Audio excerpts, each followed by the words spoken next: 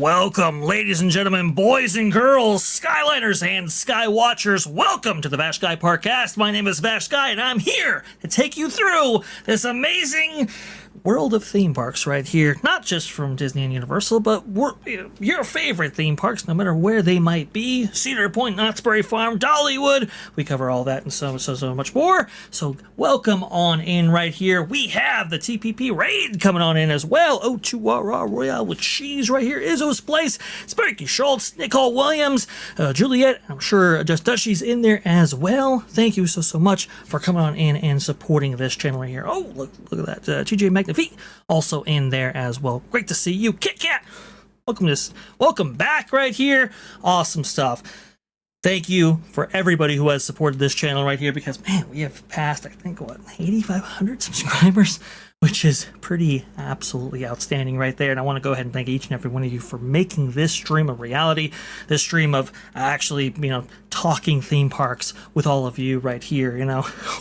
When I embarked on this whole thing, it was kind of funny, because it's like, oh, I have a bunch of useless theme park information that I don't know what I'm going to ever do with.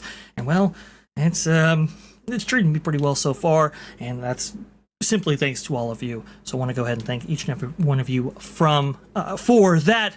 Absolutely phenomenal right there. And with that support, we have Juliet coming on in here with the 2 British pounds sterling. Thank you so much for that evening, Vash Sky ParkCast, Skyliners and Sky Watchers. Indeed, I do believe that is the case right there. Every single one of you out there, Skyliner, awesome stuff. For you Sky Watchers, hey, you keep the show afloat right there. We actually, very interesting stuff. We were discussing actually last night on a simulcast that we actually had with Theme Parkin' there with Jared from Capture the Magic, OG from Orange Go 55, and Alan from Almighty Coasters right there. It was a wonderful discussion going into all types of theme park content. I think you guys did very much enjoy that. And one of the stories we actually told is one that we're actually going to begin with. But first, let's go ahead and bring on our producer extraordinaire. That is MagicalyMJ. MJ, are you out there? Please let us know. Somewhere out there? Absolutely. I landed here in the Vash Sky ParkCast. I came from the galaxies. That's true. Yeah, it's the Vash Sky ParkCast indeed. Well, thank you so much for coming on in here. And I know you are rounding up all of those amazing, fantastic comments that we have coming in via the chat right there. Does anything strike your particular fancy before we actually go on to our first story? Absolutely. We have Nicole Williams, 7253. What's up, MJ? We're not getting the gingerbread house. Shaking my head. And I have one response to that. And it's to the gentleman who's in charge of the guest experience at the resorts. Yeah. Yes, that's my answer. Right there. Terrible. It's not good. It's not good, MJ. Not good at all. Well, let's go ahead. Before we get to our first official story right here, do you have any memories yourself of the Grand Floridian Gingerbread House? Going back, I guess, since 1999, they've been doing this. Now, no longer going to be the case. What say you? Absolutely, Vash. The family and I have enjoyed this tradition. I say that with emphasis, tradition, for many years. And, it's really disappointing. Many of you guys out there listening have predicted that this was going to happen, because it's just like a bad taste in your mouth, right? You already have so many things that are being stripped, taken away.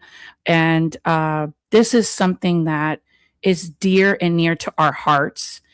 And people they go out of their way. We were talking about this on the other shows, Vash, resort hopping, how it's a tradition, going to the beach and yacht club, seeing all the decorations, the carousel made out of chocolate, right? All of these things. And, it's just part of the experience. This is why people trekked from overseas, wherever in this country, to go see Walt Disney World during the holidays. Right. And I feel like it's going to be less and less vacation tradition to go to the Walt Disney World Resort during the holidays, especially with this now being removed. Not good at all. It's really fascinating to see the lengths at which Walt Disney World is going to not only, I guess, cost save, but also to just make it a little bit less welcoming than it ever had been before previously in the past. Now even if the Grand Floridian gingerbread house was actually going in, how would you even effectively see it? Let's say if you were coming from Disney Springs, it can't necessarily resort hop now because of those changes right there. The loss of Osborne Festival of Lights, the loss of the Dream Lights over there at Magic Kingdom's Castle. It's just, when you stack them up, it really does. I mean, it's not even declining by degrees anymore. It's declining by leaps and bounds. And it's really, really sad to see that diminishment right there. I know a lot of people have some great fond memories of the gingerbread house. And it's a small thing, but it's a big thing to a lot of people right there. And really, really sad to see. We're going to be talking about this in greater depth a little bit later on in the show, but I wanted to go ahead and get your initial thoughts, Sure. MJ, because I do value them so much. Absolutely. Let me go ahead and get onto this first story while you go ahead and collect those amazing comments from everybody who are chatting right now, sharing their experiences and so forth in the chat right now. I think that'll be absolutely wonderful. Also, Yes. too, what was it? What was I going to say? Well, let's go ahead and get on with it right here. So, thank you, MJ. Very much appreciate you. It's just, I lost my train of thought right there, but that's okay. So we talked about it last night on theme parking. Obviously, you've heard it on That Park Place here. We are still talking about, unfortunately, because it's still going on, the Wilderness Lodge AC issues right here. Oh, yes. You thought we were going to get away from the story. No! Because guess what? It still hasn't been fixed. But there has been an update, and it actually makes the situation potentially worse, maybe better. We'll see right here. Mitigation efforts bring some relief to still broken air conditioning at Wilderness Lodge. This June 22nd. Now we're actually in June 24th.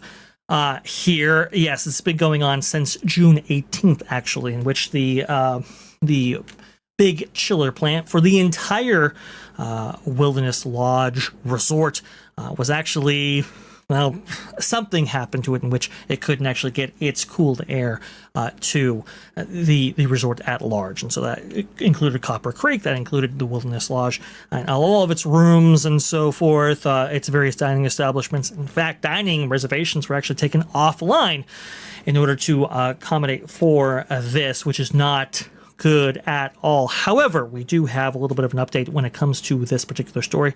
I want to go ahead and,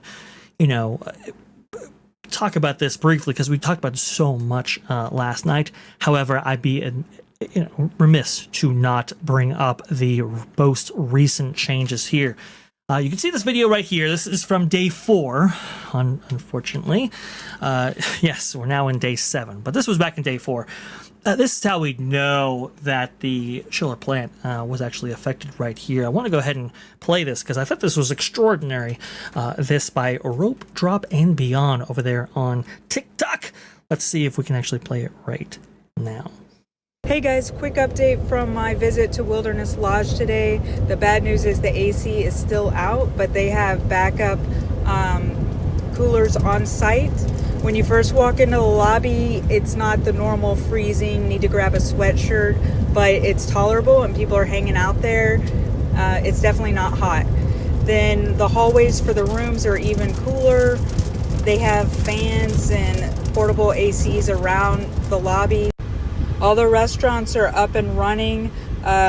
Boulder Ridge is not affected. It's very cold and Yeah, it says the box fans right there is particularly lovely. That's exactly what you want to actually see from your resort stay right here. Again, for Wilderness Lodge, this is why we keep covering this, because, I mean, the minimum price to actually book a vacation here was, what, I think $650 is what I was reading. Now, look, if you go on a discount site, maybe you were able to pick it up for cheaper than that. But still, you're paying a significant amount. And even DVC holders, well, weren't actually fully compensated, at least according to those reports right here.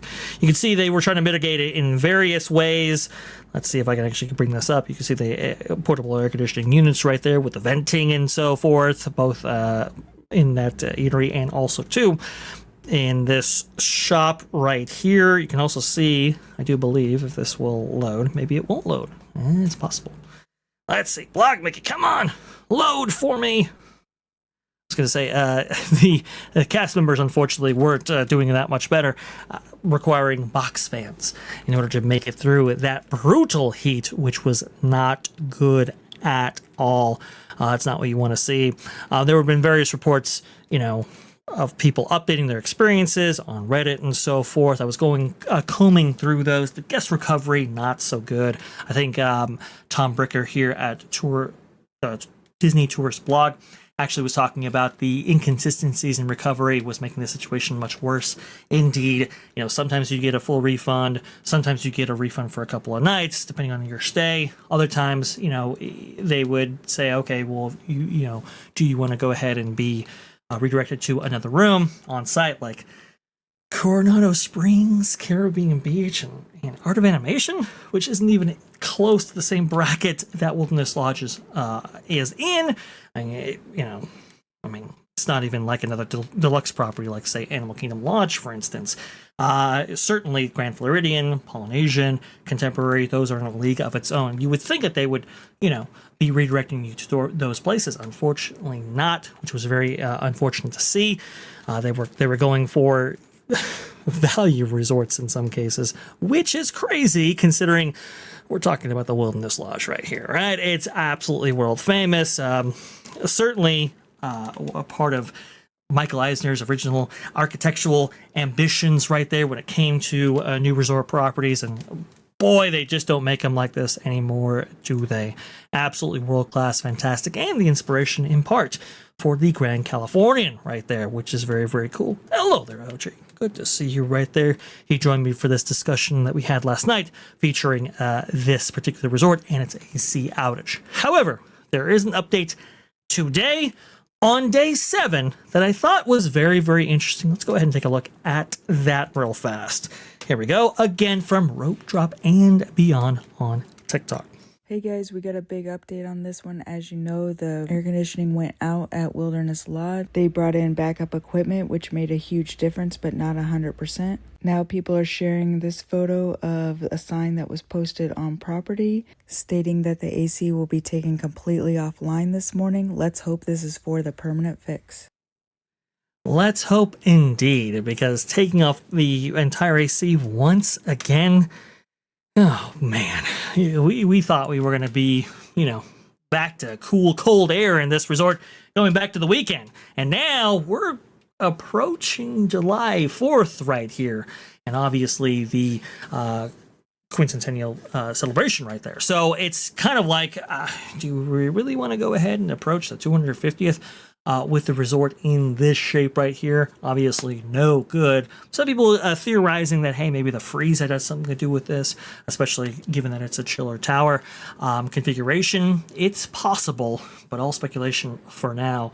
I will say, you gotta have contingencies for this kind of thing. This is no good. And to take down air conditioning once again, even in the process of actually, providing a fix at 7 a.m., that's not good. I would have waited at least till 8, but maybe perhaps they believe that most guests are going to go, get up for an early rise, I guess, and go down to the parks. Indeed, that's basically all that you can do right now, as this resort costing as much as $1,200 and up is somewhat inhabitable when you don't have the AC working in the Central Florida region during a heat advisory. That is just absolutely delicious right there. My goodness, I feel bad for so many people with their vacations and so forth. I mean, obviously your day is ruined right there. That's no good. But also, too, the cast members right there, this can't be a good situation for them. We were talking about that last night, actually, when it came to guest recovery and so forth.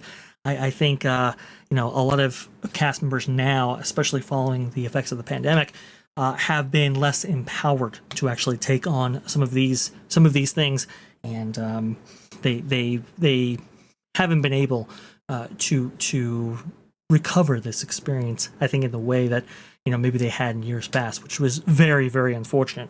We are also talking about too how traditions, training, and so forth has been so shortened, and we even brought up how in February of this year, actually, during Thomas Muslim's media summit over there that he had for Disney California Adventure's 25th anniversary, how he was very candid in admitting that, hey, look, listen, we shortened the onboarding process for cast members. That maybe was not a good plan, but it was the only thing that we could possibly do. When it came to the Disneyland Resort, remember, it was closed for 412 days. 50% of people didn't even come back. So how do you get the 30,000 cast members that you actually need to run that resort? Well, you do it in no time flat. And unfortunately, there were issues that arose from that, and by and large, I think that affected the company, company-wide, right? Especially Walt Disney World. A lot of people go to Walt Disney World now. It's like, it's not as magical as it was before. A lot of that, unfortunately, due to the effects of the pandemic. We're hoping that Thomas Muslim, having admitted that openly as the president of Disneyland back in February, now elevated to the chairman of the experiences unit, can actually bring some of that thinking, that clarity, that admittance company-wide, especially throughout its park division right there, and say, hey, let's go ahead and shore up this cast member issue that we've been having, this guest services issue that we've been having. And well, this was a time to do that and really show your stuff. Fortunately, I don't think anything was recovered here in the way that maybe guests anticipated it would be. They have been giving refunds. That's no question about that. But it just hasn't been streamlined. I think it would have been really nice for the company to come out and say, hey, you know what? We've been having this issue. And for the guests affected right there, we'll go ahead and handle it promptly, thusly, no arguments. We'll go ahead and take care of you. I think a lot of people were expecting that at a minimum. They just didn't show up, which was very unfortunate right there. Also, too, a lot of people, complaining that they've had to go down to the desk in order to get updates about their room status, AC status, and all of that, rather than resort-wide notifications. And one of the things I brought up in that discussion right there, which I thought was so prominent and worth bringing up here, is that, when you look at Marriott, right, they just do guest accommodations, right? They just do hotels. And that's one of the big difference, I think, when it comes to like a Disney and its philosophy of being, in so many spaces vertically, right? They're in so many different industries, like cruise line and parks and movies and so forth, right? That, how many great people can you have concentrating on one thing? You can't. And some of these things get, they fall within the cracks right there when you're trying to operate so many industries. And I think guests' experience has been one of them, especially when it comes to the individual resorts on Walt Disney World property. For Marriott, when it comes to resort-wide issues, obviously they can give you a text notification right there to bring you updates and to tell you of issues that they might actually be having. Walt Disney World doesn't necessarily have a methodology to do that. And it's unfortunate because, for something like this, you really need one. So hopefully Josh Giamaro, Thomas Muslim, and, Scott, which is the newest president there. I think Joe Scott, if I'm not mistaken. Okay. They can evaluate these procedures, evaluate how they actually handled something like this, and look to address it and make sure that something like this never happens again. Not just from a maintenance perspective or from a infrastructure perspective, but also too from a guest services perspective. Hopefully that comes. Hopefully that happens. But we'll see. It's not a good situation for anybody, and it's most unfortunate that the guests have had to endure this now for a full week. No AC at a deluxe property at Walt Disney World in Florida during a heat advisory. A week. Not a good look. Hopefully, taking off AC in general for this resort right here. Hopefully we get a permanent fix. But who knows? MJ, what say you about all of this? And do we have any great comments out there from our lovely Skyliners? Absolutely. We have. Are you able to? Sorry, Vash. Okay, there you go. I didn't know if you could hear me or not. We have some Skyliners and Skywatchers, but before I highlight the supers, and we really do appreciate the super chats, I did want to highlight one of our amazing patrons here. Just the Dutchie, good to see you. And she says, I have been summoned. Yes, you have. You are always summoned, my dear.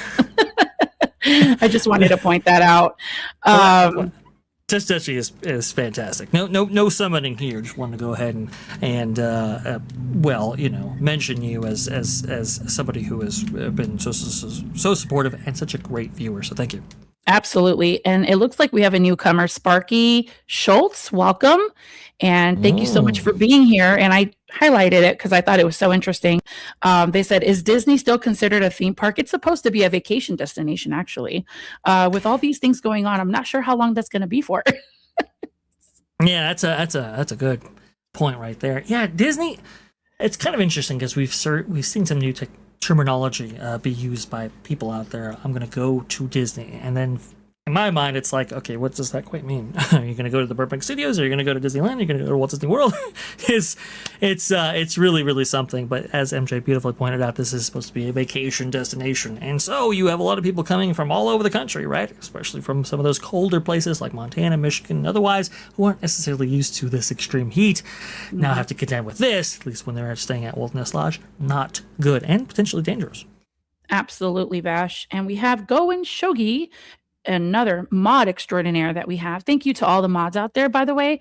Thank you for always showing up and doing such a great job on this channel. For $5, he pointed out this beautifully, that gingerbread house is an absence of Christmas magic that will be felt by generations of fans.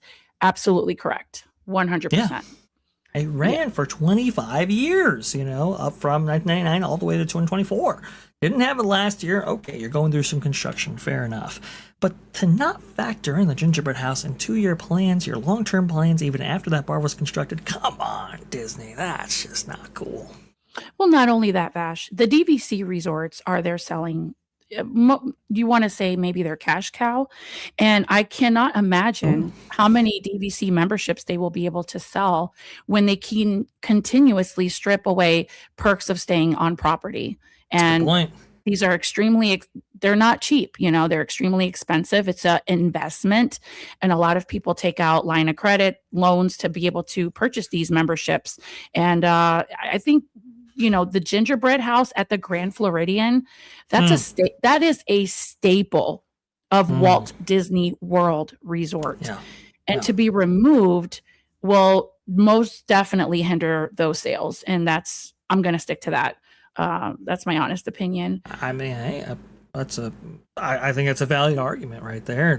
One of the reasons I would say, hey, look, listen, we can cut back or whatever, we can save money, but let's do it a little bit smarter, not harder. And I think this will earn them a lot of ire when it comes to that PR relationship right there. Please go ahead. Absolutely. And we have O2RR, another wonderful, fabulous patron on the channel for $4.99. Christmas at Universal Studios Orlando is indefinitely times. I want to say he probably said definitely 10 times better than Disney. They have the Night Parade, Earl the Squirrel, the Grinch, and great decor. And I agree with you 1,000%. And they're making it more enticing now, where you can actually have a longer stay with more to do now that we have Epic Universe, etc. Nighttime spectacular events and shows. What say you, Vash? I think so. I mean, Universal's offering quite the compelling value right there when it comes to Christmas celebrations, and to see that they haven't necessarily taken the route of adding these kind of Christmas after hours parties, but instead, really packing in the Christmas cheer for everybody out there, I think is a worthwhile offering. I'm reminded of Disney Land when it came to this approach, right? We mentioned it on that Park Place, but I'll mention it again. Back in the day when, Disneyland opened in 1955, Knott's Berry Farm guys were telling them, hey, look, listen, when Christmas comes around, people forget about Knott's. Obviously, Walt Disney did not want that to happen, even offering like a circus on its first inaugural Christmas season right there. And, well, we covered that in depth actually on this channel right here for Sky Watchers as part of the Vash and Vixen program. That is a very interesting story right there. But Walt Disney was committed to offering as much as he possibly could to everybody, and that included the Christmas season. They put a big rotating star, actually, MJ, on the Matterhorn back in the day. You can actually see old photos of that. Now, they don't no longer do that, but We've seen, Christmas Fall on Main Street, for example. It's a Small World holiday, Haunted Mansion holiday. Cars Land gets into the action and all of that. It's a really great, beautiful time for everybody. Walt Disney World has prioritized these parties like Jollywood Nights and, the very Merry Christmas party at Magic Kingdom. There's no question about that. But, man, look at all we've lost. The Osborne Festival of Lights, Dreamlights. Now this gingerbread house at the Grand Floridian. It's kind of like, guys, how much are we going to cut from this whole thing? No good. No, and it's a lot of pressure for the salespeople. I can just imagine. It's definitely not going to be a great, big, beautiful holiday. Yeah. Very much so. All right. Very much so, indeed. We'll talk about it a little bit more as we go along right here. But, MJ, we got to get to our next story. It's a lot to cover. There's a lot to cover. Go ahead, keep starring chats there in the background if you could, please. You got it. Absolutely. And this is the biggest story here. And look, you've heard it now a couple times if you've been watching our various programs.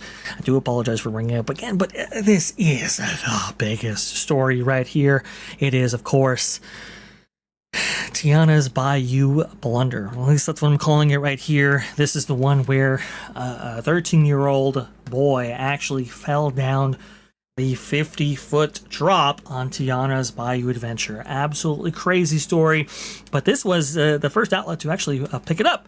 And I'm going to go ahead and commend the Disney Scoop right here because nobody had this. And I mean, nobody had this. I remember seeing this across the feeds right there, provided to me. Actually, Disney Fan 55 actually sent me this one right here. I couldn't believe it. It was so crazy, especially, Disney Scoop. Yeah, I'll give them all the credit in the world, but I hadn't heard of them before this. and this is kind of what I do, right? So I was kind of like, okay, is this a satire site? Is this insane? Is this erroneous right here? Checked out the site, obviously not satire, but checked into their sources, which they provide in great fashion right here on their page, which I very much appreciate. Looked at those various Reddit posts and saw, oh no, there are various accounts saying pretty much all of the same thing, looking into those Reddit users and so forth to see if they were bots or anything like that. Couldn't detect anything like that. So it was like, okay, this story is absolutely real. And I just couldn't believe it. Now, obviously, the next question is, hey, what became of the child? From what we understand, he is okay. Couple scratches, couple bumps and bruises. Was admitted to the hospital, but was thankfully released from the hospital that day, which is very, very good. We'll see the dramatic video in just a second right here. There's a reason why I'm saying that for sure. But from James Griffin here on the Disney Scoop, boy slides down drop at Tiana's Bayou Adventure. Ride closed for evening. A frightening incident unfolded at Disneyland on Sunday evening, June 21st, when a 13-year-old boy exited a ride vehicle near the top of the main hill on Tiana's Bayou Adventure and slid down the attraction's 52-foot plunge. Disneyland officials have since confirmed the incident and said the guest was evaluated at a hospital and later released. The attraction reopened and is operating today. All of those things very significant because a lot of people simply doubted that this happened at all. Some people were saying that, even if a boy actually, walked off the ride, which, gotta be honest, whether it's Walt Disney World or Disneyland, isn't as uncommon as you would think. There's no way possible that this boy actually slid down the 50-foot drop. There's no way. Well, in fact, it did. And if you were keeping close eyes on it, you would know that. According to multiple posts on the R Disneyland subreddit, the incident appears to have occurred around 5:48 p.m.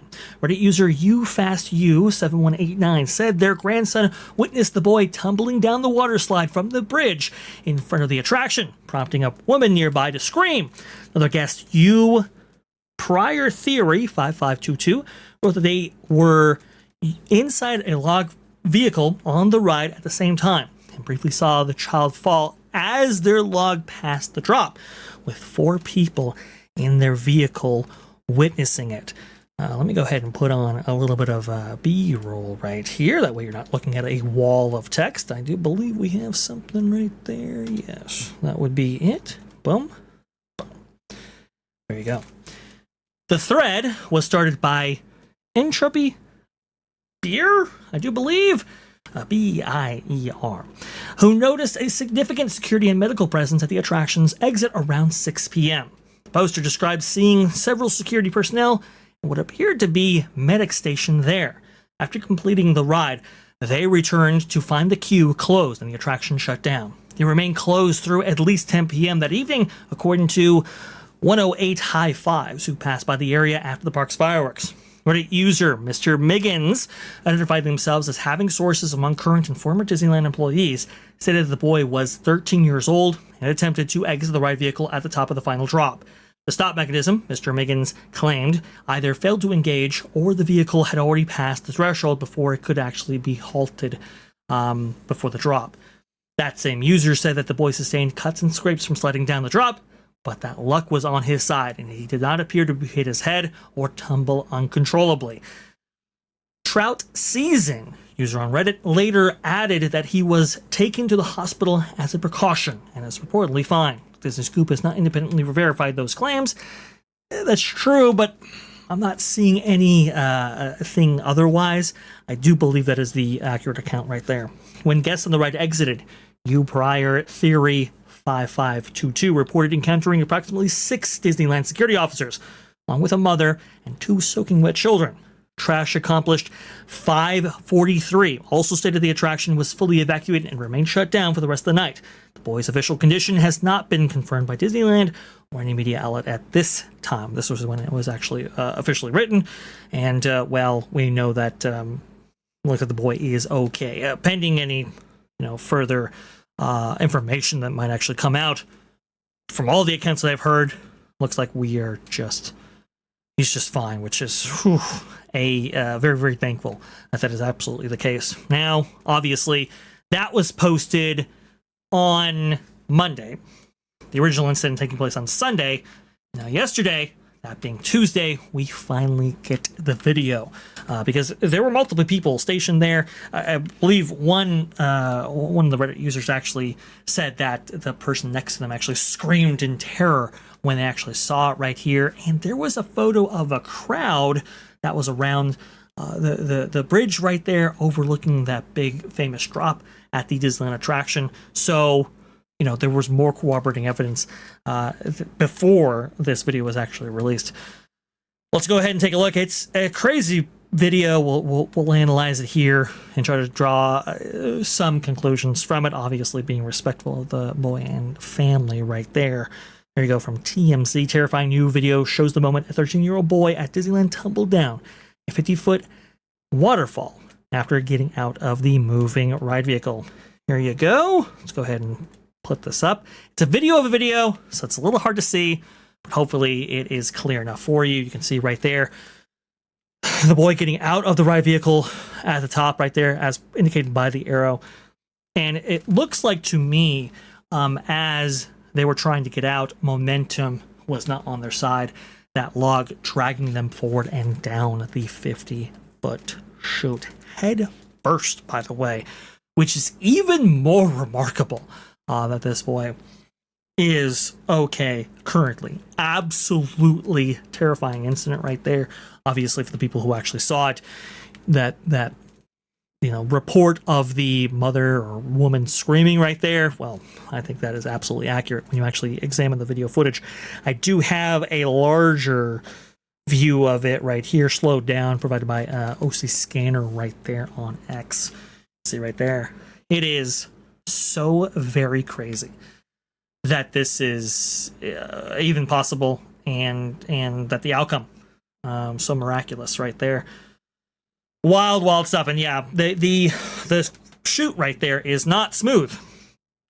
There are grooves in it specifically to create that kind of that cascading water effect that you actually see right there, and hide various elements of that water flume.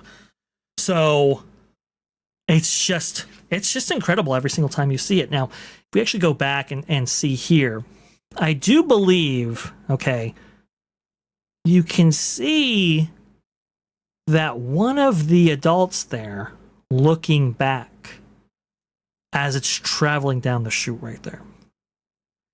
That tells me that adult right there took note of this actually happening. I'm trying to determine from the video footage where exactly he was sitting. Don't know if it was in the very back log or in the very front of it, because you can actually see, I believe that front portion of the log is unoccupied.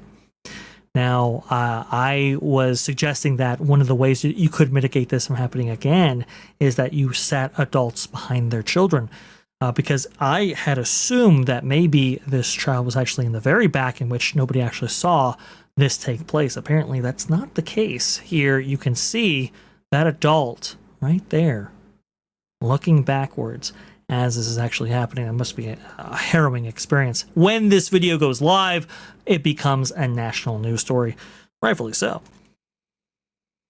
There you go, from ABC here. Let's see if we can get the audio on this. At Disneyland on Sunday, a 13-year-old fell down the last 50 feet of a log flume water ride before it ended. TMZ has the video. Disney says the boy exited early on his own before the tumble, which happened on the last stretch of the ride. He was taken to the hospital and later released. Do apologize, that was CBS right there, but national news story, like I said, rightfully so. Again, this happened on Sunday. Almost nobody picked this up Monday. You started to see some traction, and then obviously the video hits, and boom, there you go, right there. Oh, not good at all. This was, like I said, a very harrowing experience, I'm sure, for the family, everything like that. Large security presence right there. I did actually look initially to see whether or not the attraction was down, because remember, I was trying to verify this at the time, but we didn't have a video there, and it looks like the attraction was down for a considerable period of time. I don't believe it reopened that night. So, obviously, very atypical of an attraction like this at Disneyland during the summer. Usually this goes for the entire length of day. I think in the wintertime they are closing this early, but I think in the summertime they're keeping this open late. So it's absolutely crazy. Wild stuff right here, but people might be asking, how does this actually occur when you have restraints that are actually used on Splash Mountain? Well, I can tell you why that happens to be the case right there. There are no restraints for Splash Mountain at Disneyland. There are restraints for Walt Disney World's version of the attraction. I believe those were added some years ago right there. I want to say maybe around 15 years ago. And around that time, there were conversations about actually adding restraints to Disneyland's version of the attraction. Let's see if I can actually get a log here to show you what that configuration looks like, because for those of you unfamiliar, I think it's really, really important to actually point this out. However, while actually doing this, we've had so much tremendous support actually come in. We've got to get to some of that right there. But before we do, just want to go ahead and note, this is how these logs are currently configured. And even previous to this, before this kind of update to these logs, I think I actually got new logs. It was previously just an open bench, and they could just load these up as full as they wanted to.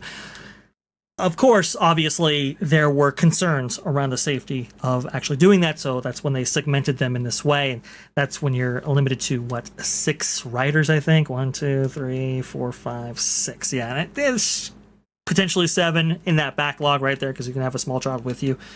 But suffice to say, you're talking about 6 per log, which is obviously not great throughput for this. Even though you have dual dispatch, it's just, this doesn't move as nearly as many people as it used to. And one of the reasons why they avoided restraints is because, well, that would take operations to a crawl for one of your most popular log flumes, in the world, but certainly at Disneyland. Right, so it was like, okay, well, let's go ahead and maintain the throughput of this by not actually having those restraint systems. Well, obviously, maybe, in fact, they are reevaluating that decision right there. All right, I've talked long enough here. We have such great support. Let's go ahead and pause this conversation just for a second in order to honor the people who have decided to support us. MJ, are you there? Do we have that amazing support ready and waiting? We have a lot of support and a lot of comments, even trickling back to the gingerbread house. But yeah, I would like to highlight the super chats. We have Capture the Magic. Thank you so much for the $4.99. B-roll appreciation tax. Hey, Capture the Magic, Jared. I try with the B-roll right there. I think it's important to provide a visual discussion, and I'm so glad that you appreciate it so much. I know we're working on a large project for you folks to combine the B-roll efforts of some of our famous creators over there on the various platforms here on YouTube and otherwise. We're trying to come together and do all of that. I think it's going to be a lot of fun, Jared. A big part of that. Thank you so much for all your support. Very much appreciated, sir. Amazing. We also have Bus Manocta for $5. I hope I said your name properly. Mm-hmm. Talk about going down the bayou. Going down the bayou. It's more like pull the lever, Kronk. Wrong lever.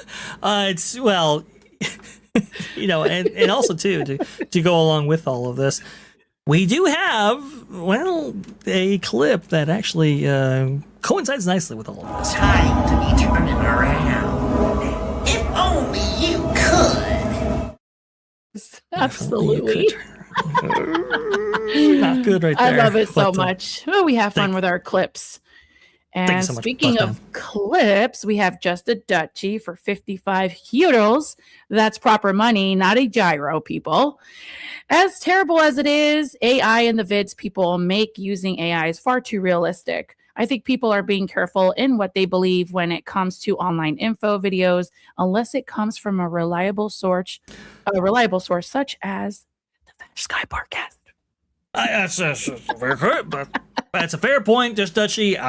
And by the way, thank you so much for that. We got to play a clip for you, just especially for you. I think it's most appropriate. Oh, yes. Reducing costs is not necessarily one's favorite thing to do in running a company. It is a necessary thing to do often. And we can charge anything we want. This park was not built to cater only for the super rich. What, we'll have a coupon day or something.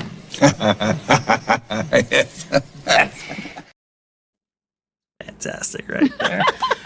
Just Dutchie, thank you so much. Awesome. This is awesome. Super awesome. Yeah, I think a lot of people are being very, very careful with what they see, and rightfully so, right? The AI is super convincing.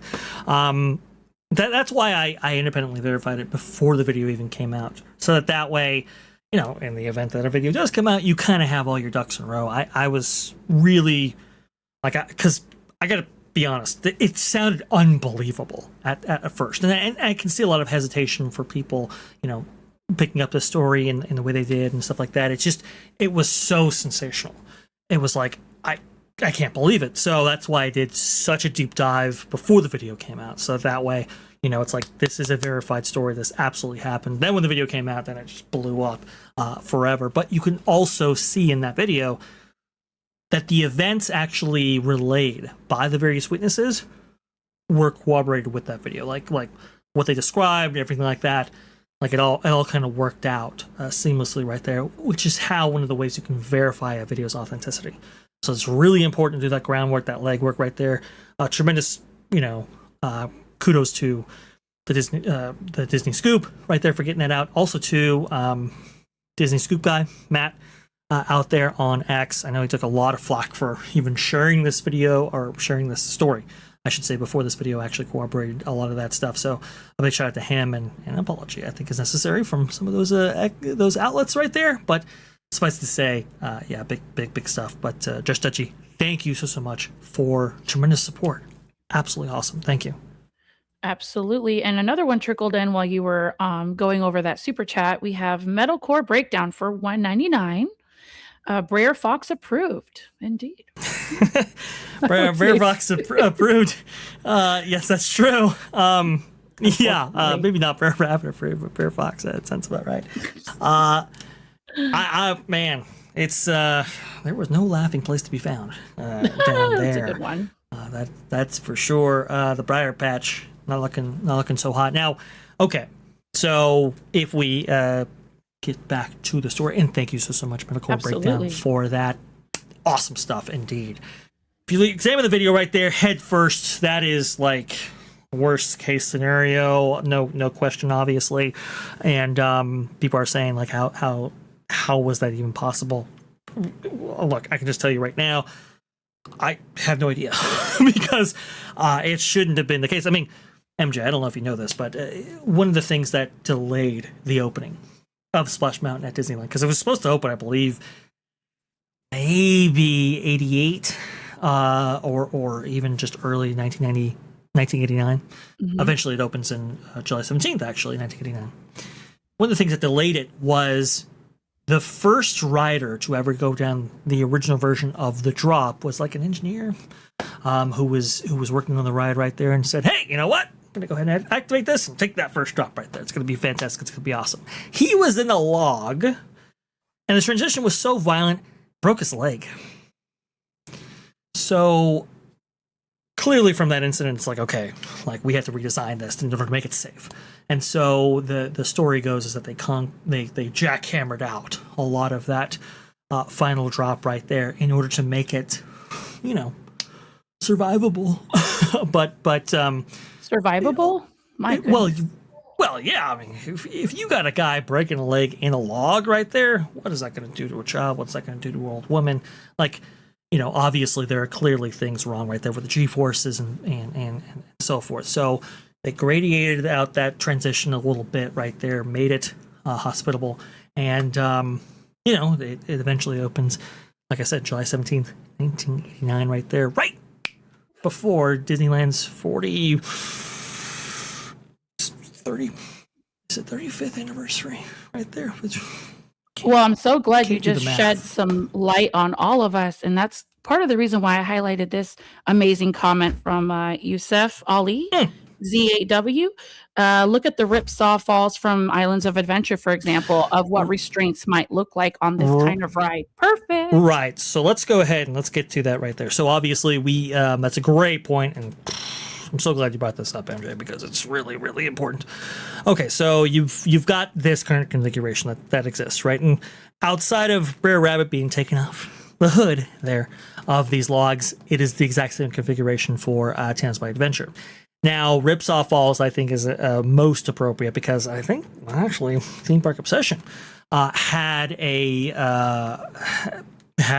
post about this. This is the restraint mechanism actually used for this attraction right here. And I will say, if you were going to add restraints to this version, it might very well look like this, right? Now, there's no free lunches here. First of all, you're going to have to replace the entire logs. There's no question. I don't think you can necessarily retrofit the current logs that they have right now. You will have to build out new logs. That's number one. Number two, remember, Ripsaw Falls, even in its current incarnation, isn't a great people eater. So it will hurt capacity, like significantly, if you actually go along with this. But Theme Park Obsession has some additional commentary on this.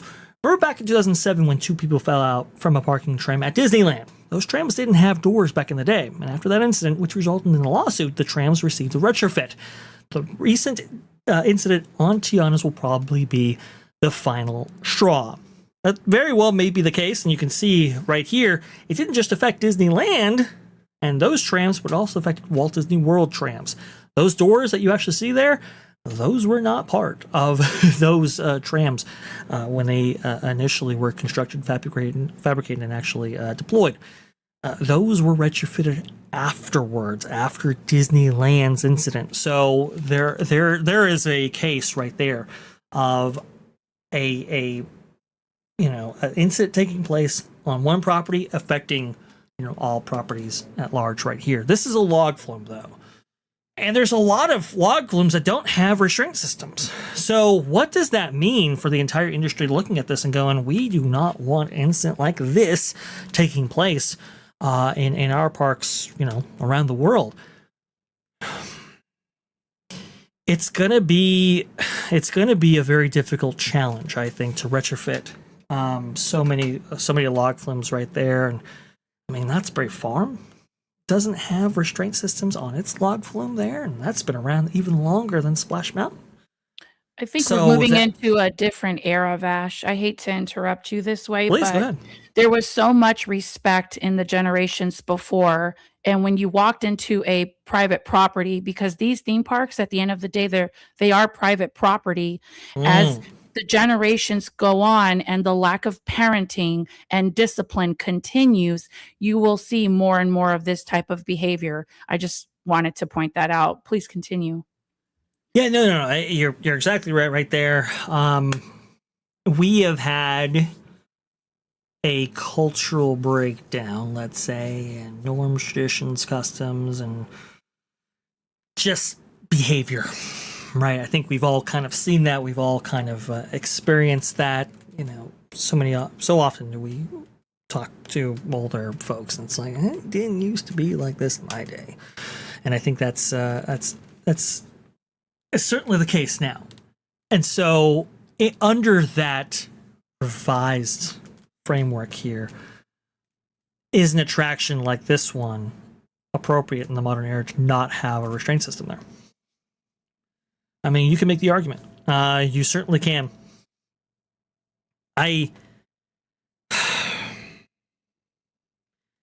It's a difficult thing because it's a disappointing conversation, because we want all the kids to be safe when we go to these places. Let's just be realistic. The majority of families or people that are traveling in groups of friends, we're going to these places to enjoy, to escape reality, to have a good time. Not only did this young man, because I'm going to address him as a young man because he's 13, he's in his adolescence, so he disrespected the experience for the guests that were on the log flume. He interrupted the park day magic for the people around him. And it just goes to show you the lack of home training that there is. And now, because of that, expenses are now going to go up in all the parks, because now this made national news. And like you pointed out, Vash, Knott's Berry Farm has a log flume ride, and they're probably looking into finding out what more safety protocol can we have, with the restraints or whatever they're going to use to make sure that people sit tight. And I just, and the ticket prices go up because of that, because it's extra, precautions, maintenance. You have to pay employees to get this done, or contract a company to have them installed, etc. So, they were made in mind. These theme parks were made for you to be able to enjoy the day, be respectful, and that's how they were designed. But now, because people are so disrespectful and do not care when they enter private property, and we're seeing this more and more and more with Disney parks, it's just trickling down from like places like Six Flags down Disney World, Disneyland. It's just unbelievable, and it's unfortunate. It's a sad story, actually. So yeah, well, there's certainly an argument to be had that you have to save guests from themselves, and that's honestly been Universal's approach, right? They have a full containment policy, which is basically like, we can't have a new attraction at all be this thing where you can shimmy out or get out or whatever. It's just a lawsuit, it's a liability. We're simply not going to tolerate it. And so you see a ride like, I don't know, Yoshi at Epic Universe, or even Secret Life of Pets at Universal Studios Hollywood, where they just strap you in and you're just there and you can't move, and that's just the way we're going to proceed with things. I do understand that philosophy and that thinking, but look at the guest experience with those attractions. Like, so many people complain constantly, over and over again, about a Secret Life of Pets because of its restraint system and how it's just overly regulated right there. For something like this, I don't know what happens to capacity if you do this. I think, this just goes through a crawl, and do we see this attraction sustaining as much damage as has been done to it already with this conversion to Tiana's Bay Adventure and so forth? I'm really not sure right there. Now, back in 2011, okay, well, even before that, so back in the 2000s, there was real conversations about adding restraint systems back then, actually over-the-shoulder restraints, which is kind of crazy. Regardless, that was the current situation right there, and I believe they were talking.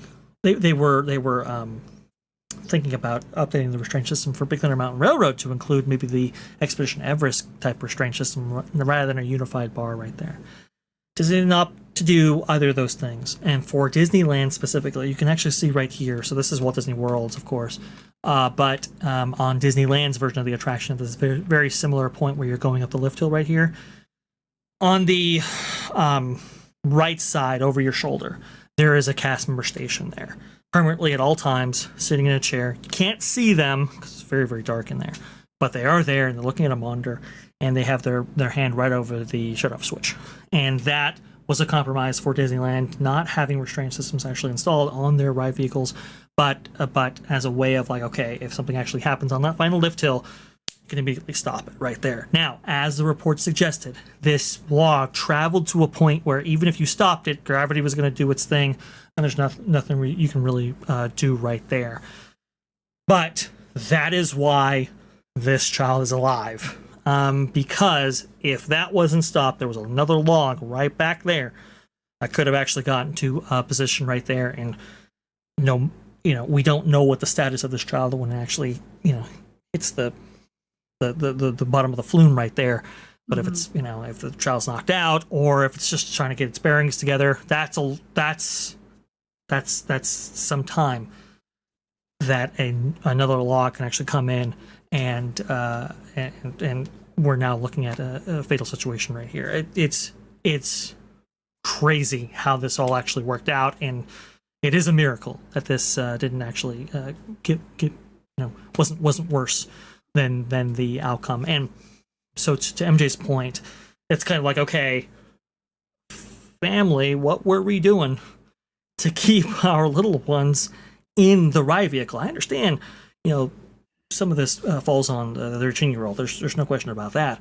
But at the same time, it's like you are responsible for somebody under the age of 18. What was going on right here? Absolutely. So there's still an investigation that has to take place right here. OSHA's looking into it. Cal OSHA, that is.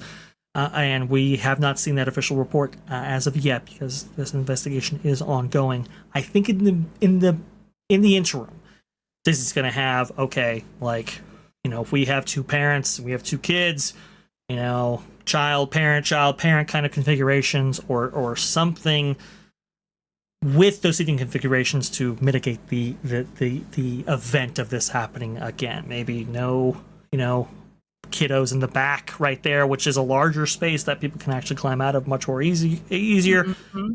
Something's going to happen here. Is it going to be this big industry-wide change, though, where you have these restraints added to every single log flume?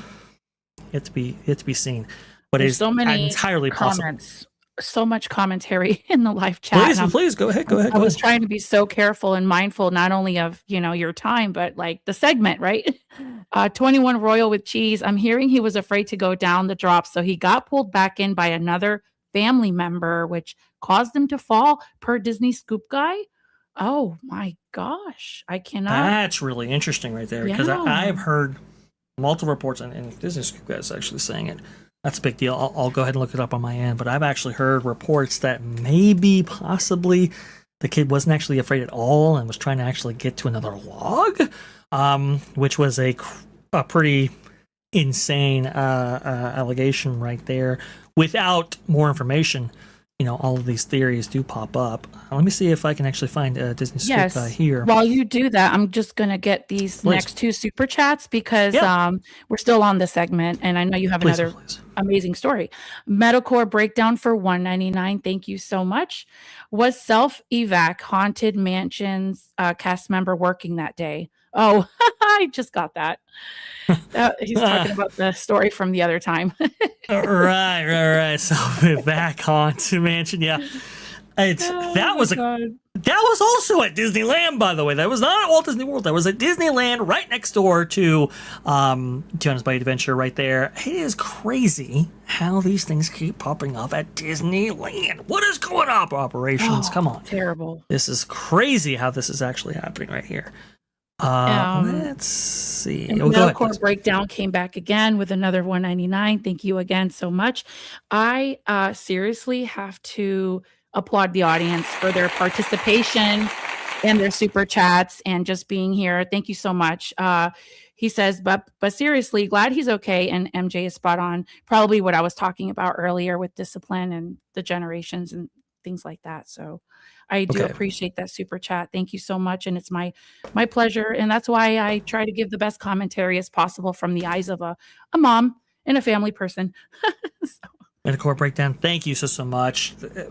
Awesome support. Thank you. And hey, we're all glad that he's okay. And yes, MJ is spot on. I do think we do have the tweet in question right here as provided by 21 Royals. Let's go ahead and put that on screen right now. This is from Matt Disney Scoop Guy. Again, somebody who shared the story very early on.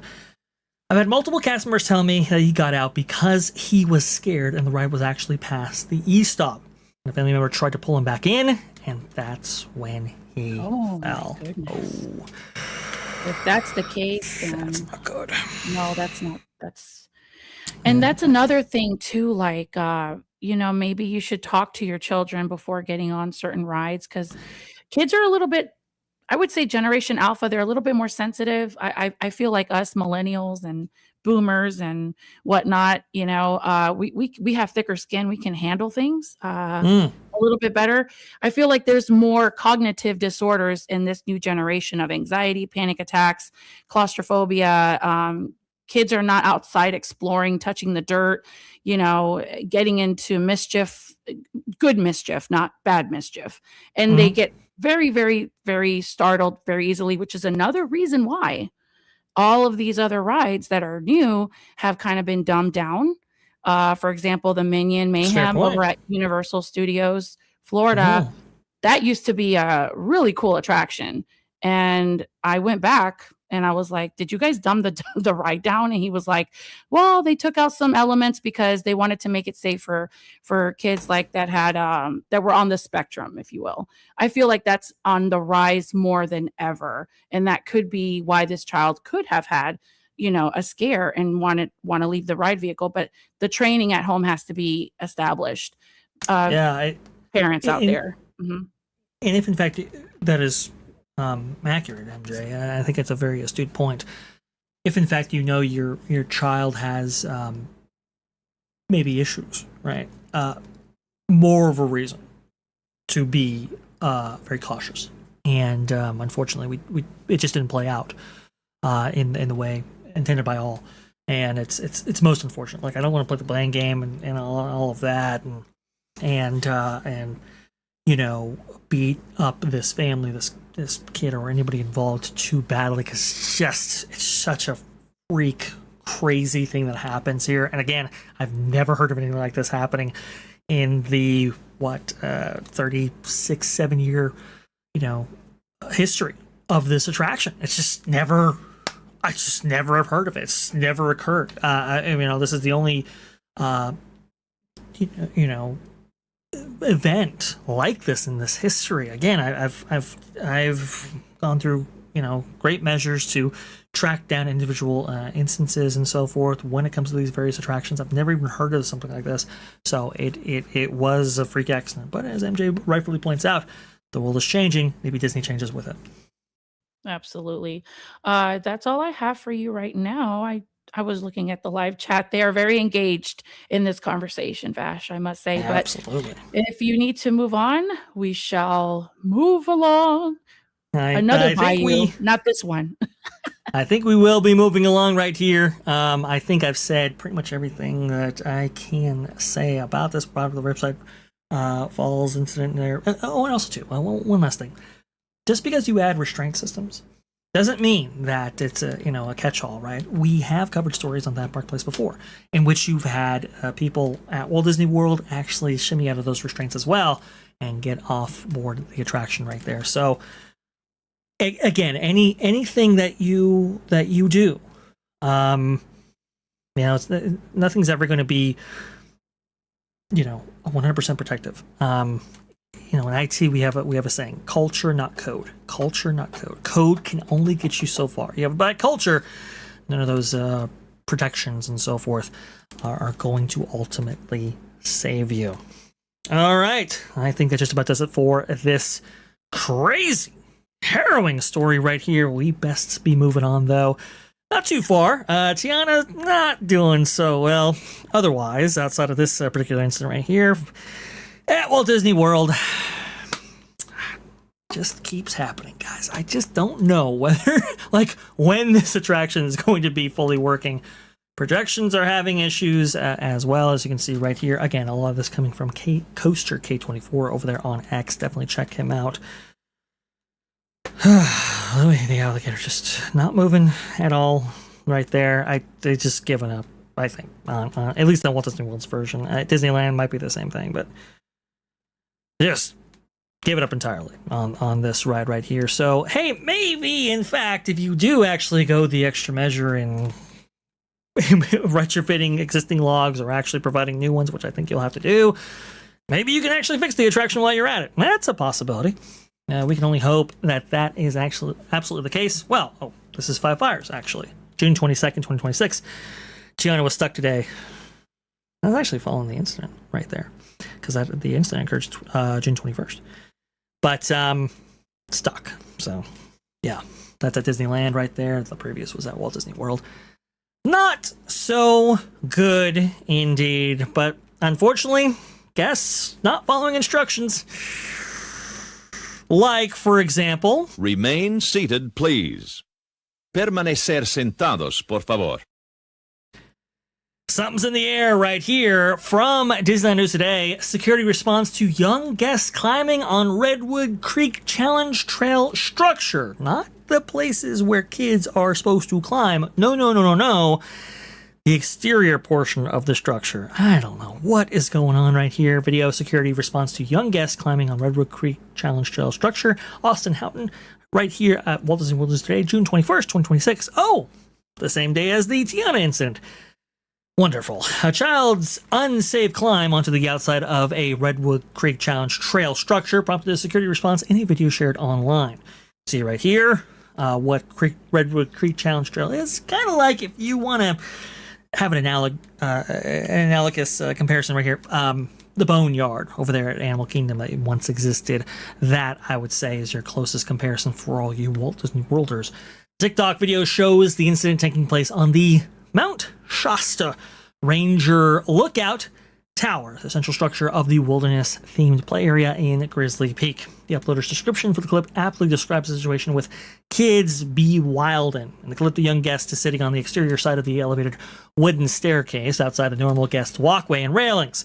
Several guests watch him from below as Disney security and cast members respond, with one uniformed cast member seen on the top floor of the tower speaking on the phone, presumably with a cast lead or manager. Video does not exactly show how the young guest initially reached the exterior portion of the structure, nor does it provide how the information or how the situation was ultimately resolved.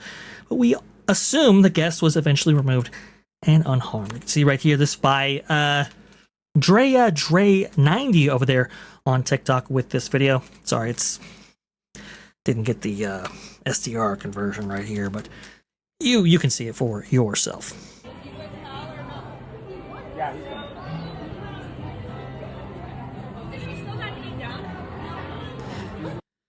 That's not good. That's not what you want to actually see. Now, thankfully, that child is over a walkway, at least in part, but, leaning back farther than you're supposed to, that could be a very dangerous situation right there.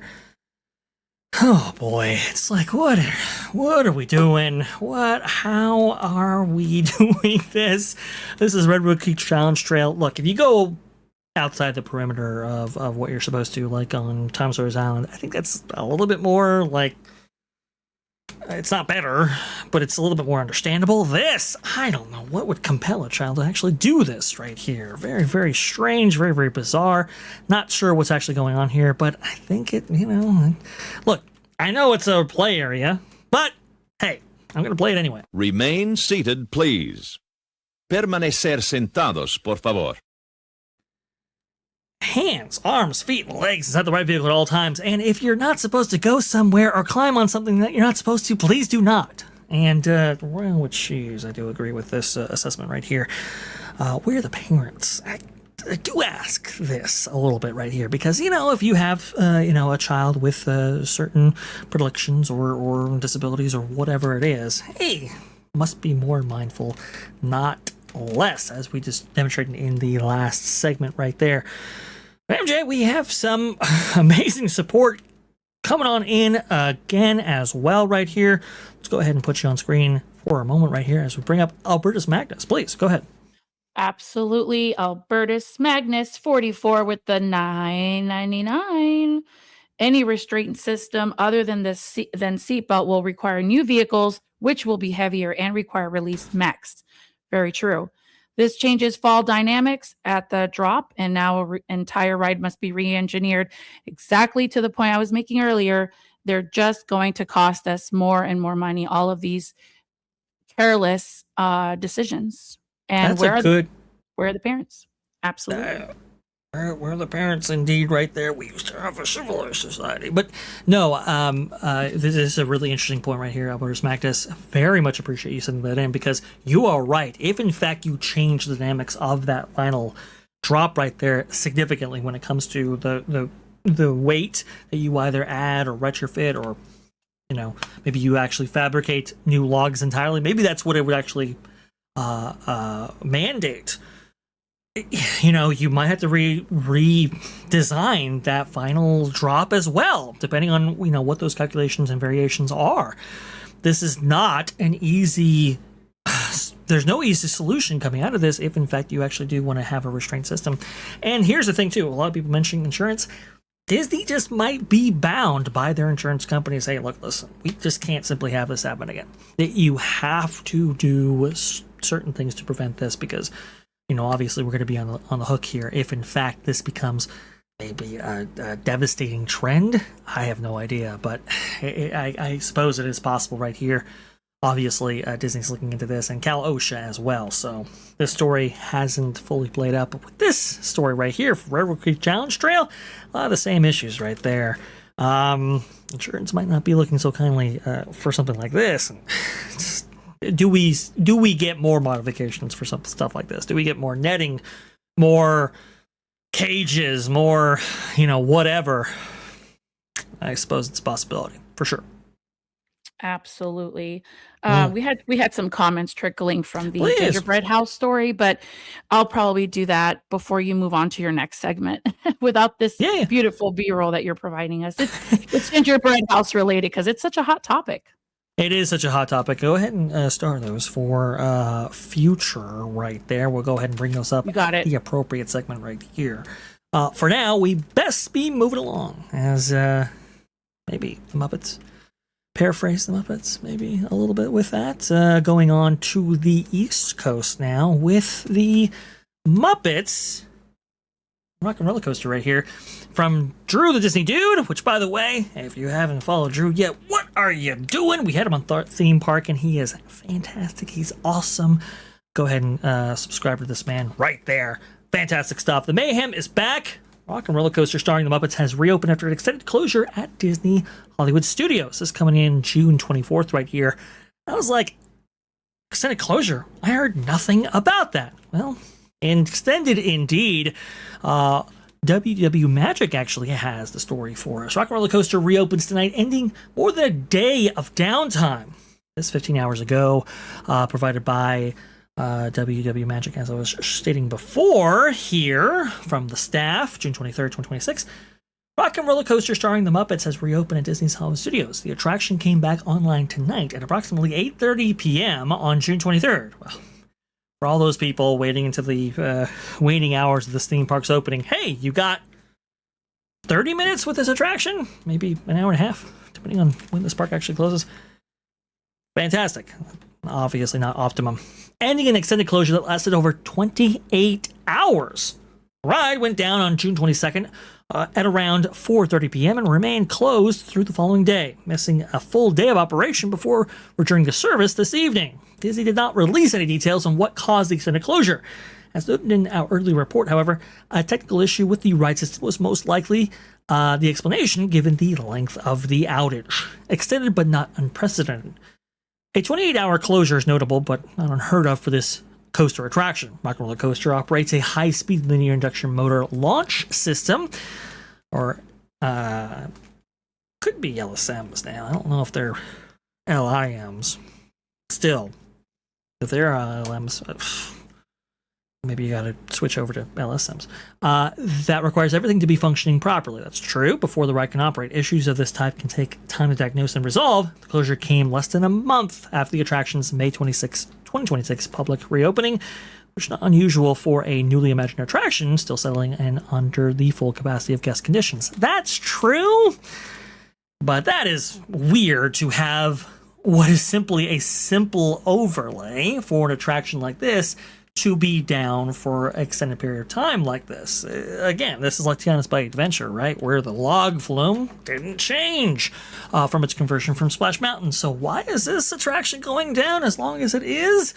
And did we get those issues resolved? I know there were changes in the brake pattern and braking procedures for this in order to mitigate some issues that this coaster was contending with, actually, for a period of time right before this update, which is good, but oh boy, the attraction being down for 28 hours after all of this. Not great, not fantastic right here. And again, outside of the amazing pre-show, which I will say, it is pretty good, not been impressed so far with this overlay. And that is a sad state to be had right there.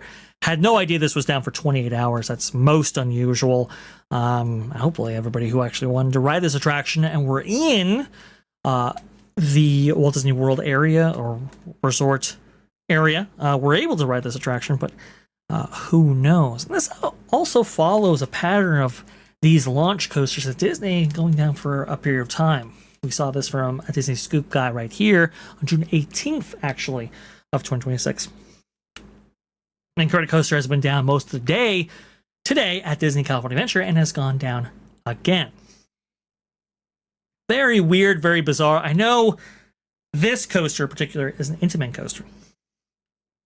I do wonder if in fact we are going to get LSM conversions right here in order to make these more reliable, or even a full retrack for like in Credit Coaster, for example. It is riding rough nowadays right here.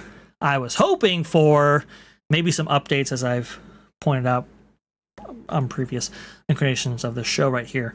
I had been hoping in the lead up to this refurb that they would do something with those vehicles, like maybe get new vehicles, maybe get new restraint systems, maybe get something that increases the reliability of this attraction.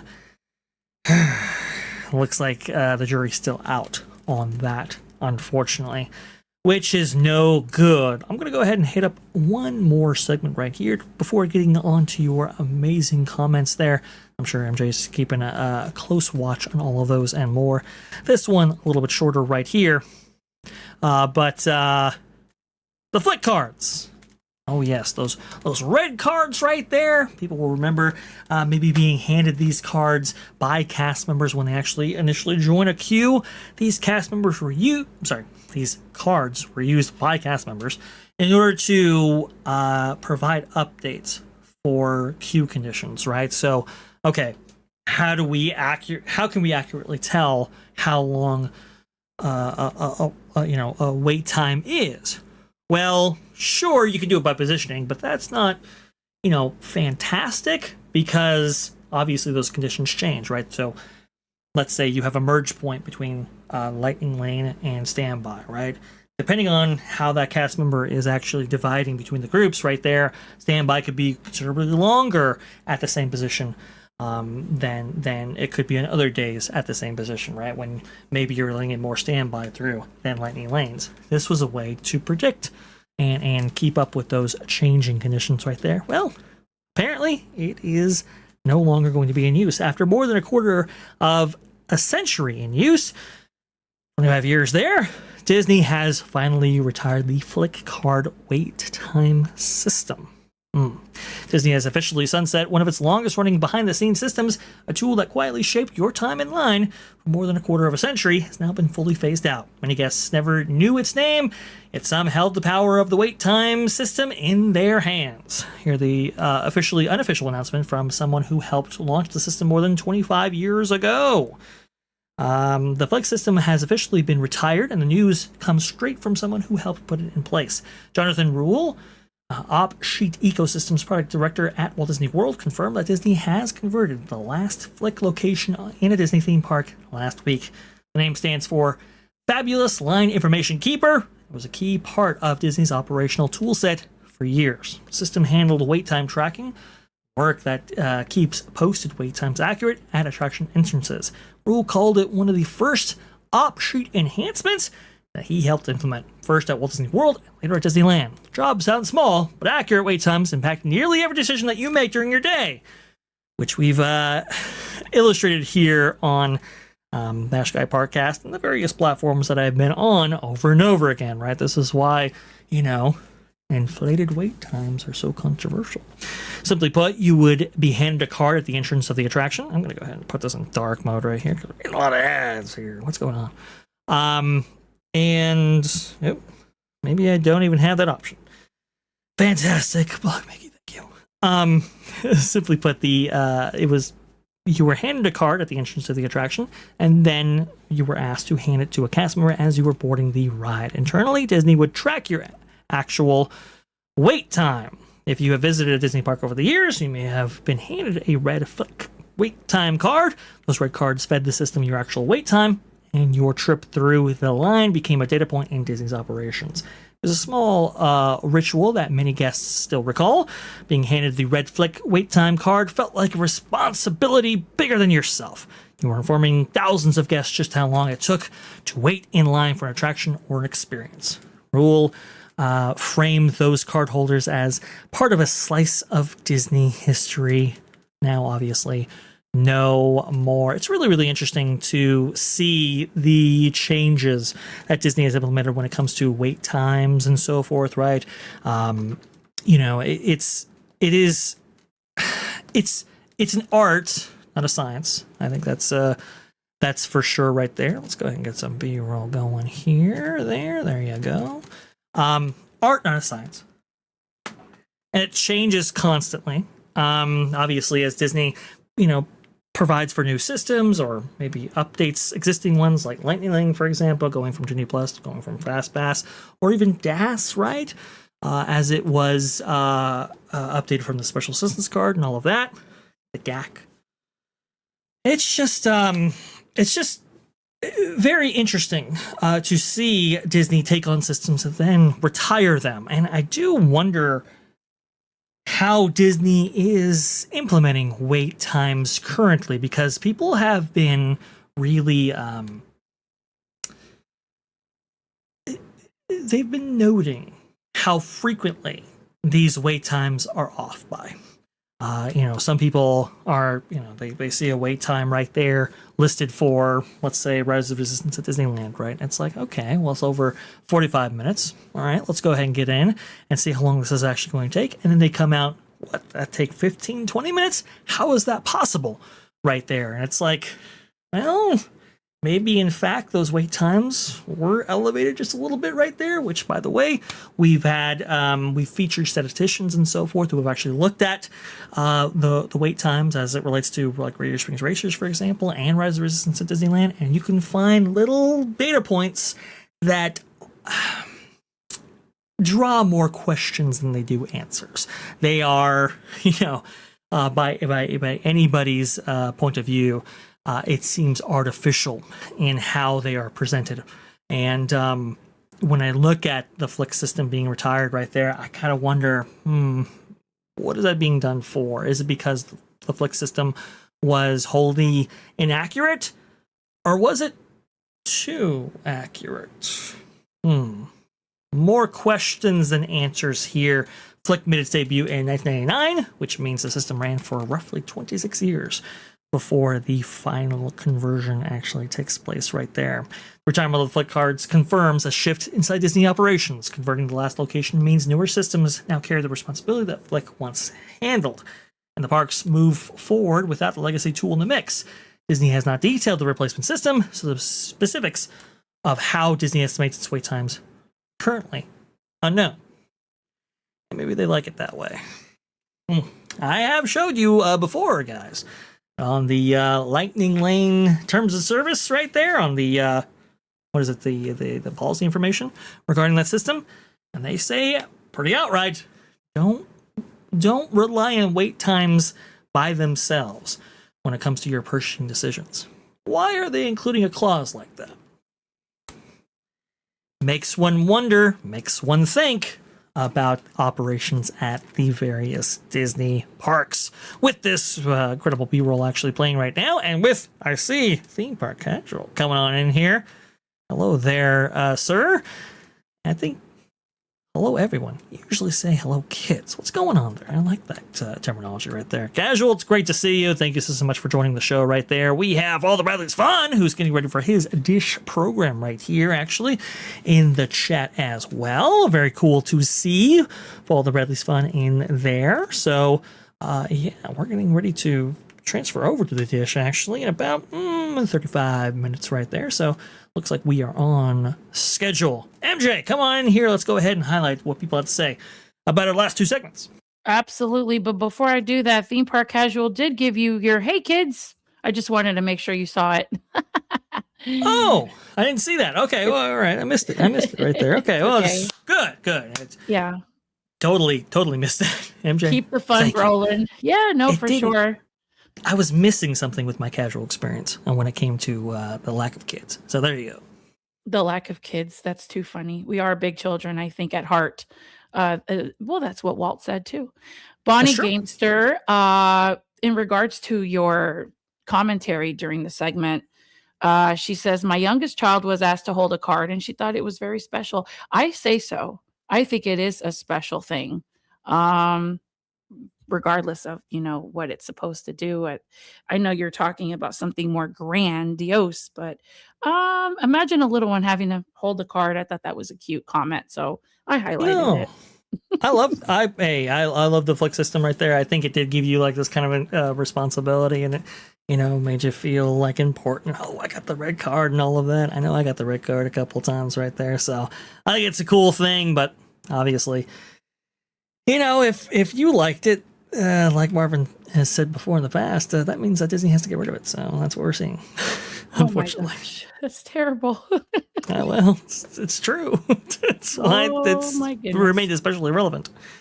But go ahead. No, we have Albertus Magnus again. When a roller coaster becomes a rough ride, it is the wheels that need servicing, not the track. So what do you think about that, Vash? Yeah. Oh, well, this. Okay. Yes, the wheels do, have a profound impact. There's no question about that. It's kind of like the tires in your car, right? Obviously, if your tires are deflated or overinflated, that's going to impact the comfortability of that ride, right?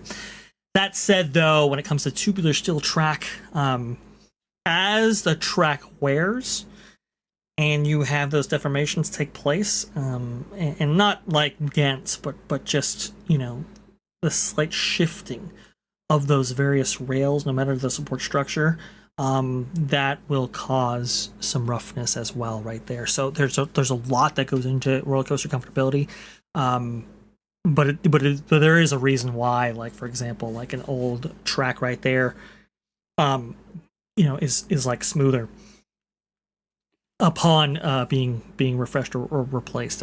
Hulk, for example, I think is the best comparison that I can put forward to you. Previous Hulk, new Hulk with new track right there. There was a profound difference in the comfortability of that experience as a result of that. Very, very true. I got to experience that myself, and you are correct. It's a smooth one. I like the Hulk. We have Freedom Seeker. Hail Freedom Seeker. David from Fresh Baked. It's always nice to highlight and point out fellow acquaintances in this beautiful community and hail them and praise them. So hail David from Fresh Baked. So the comment is, he said that he's pretty good at park science for Disneyland and has a lot of videos showing how to judge real wait times based on the actual line. Right. So very, very good, by the way. David is excellent at looking at a crowd and kind of saying with pretty good certainty and accuracy, this is how long this is actually going to be if in fact it goes to this position right here. Very, very cool. I've also seen statisticians actually, who actually like deposit all of the available wait time information as it's scraped from Disney's apps and so forth, and I put it in a database and I've analyzed it on a massive level right there, and the trends very interesting. We've featured that from that Park Place, but also to T3PO Live.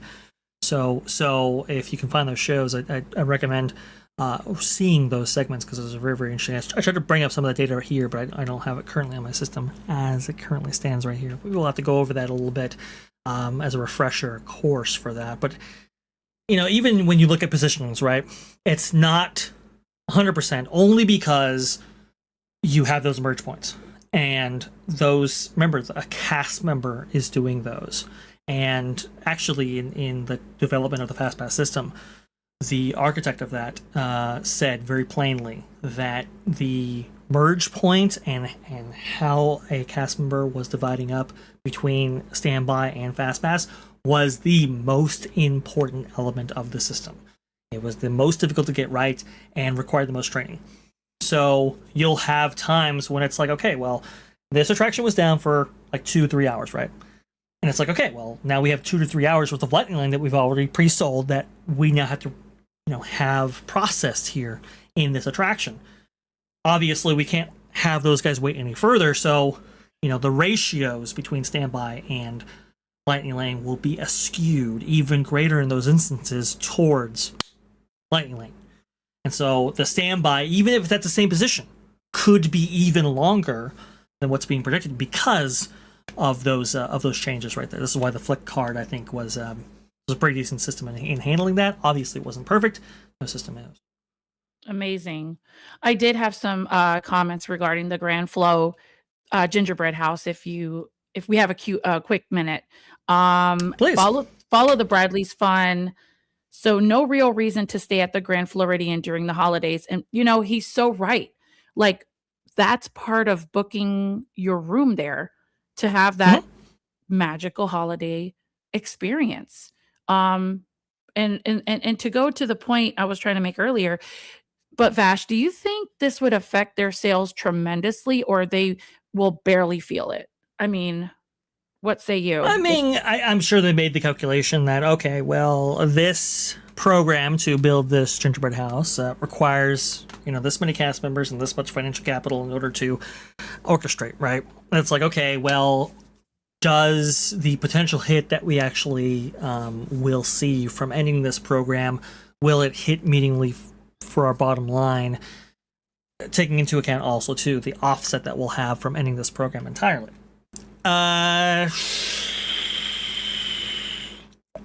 If you're calculating that on a spreadsheet, there might be some evidence to suggest that it won't meaningfully make a difference right there. But here's the thing, MJ, you can only do that so much, right? These little experiences, these little things that, they obviously, when you look at them on a data sheet, right? Yeah. It's hard to quantify their impact other than what it costs you. But it's the totality of those experiences. I think Braden from Mickey Views has been really spot on about this. Disney will never be a traditional theme park operation. Like, for example, Six Flags. Trying to run it like that is a recipe for disaster, not for increased gains. Absolutely. And I think that's so eloquently put because it's like you the quality of theming that Disney provides, the amazing engaging experiences that they offer and all of that.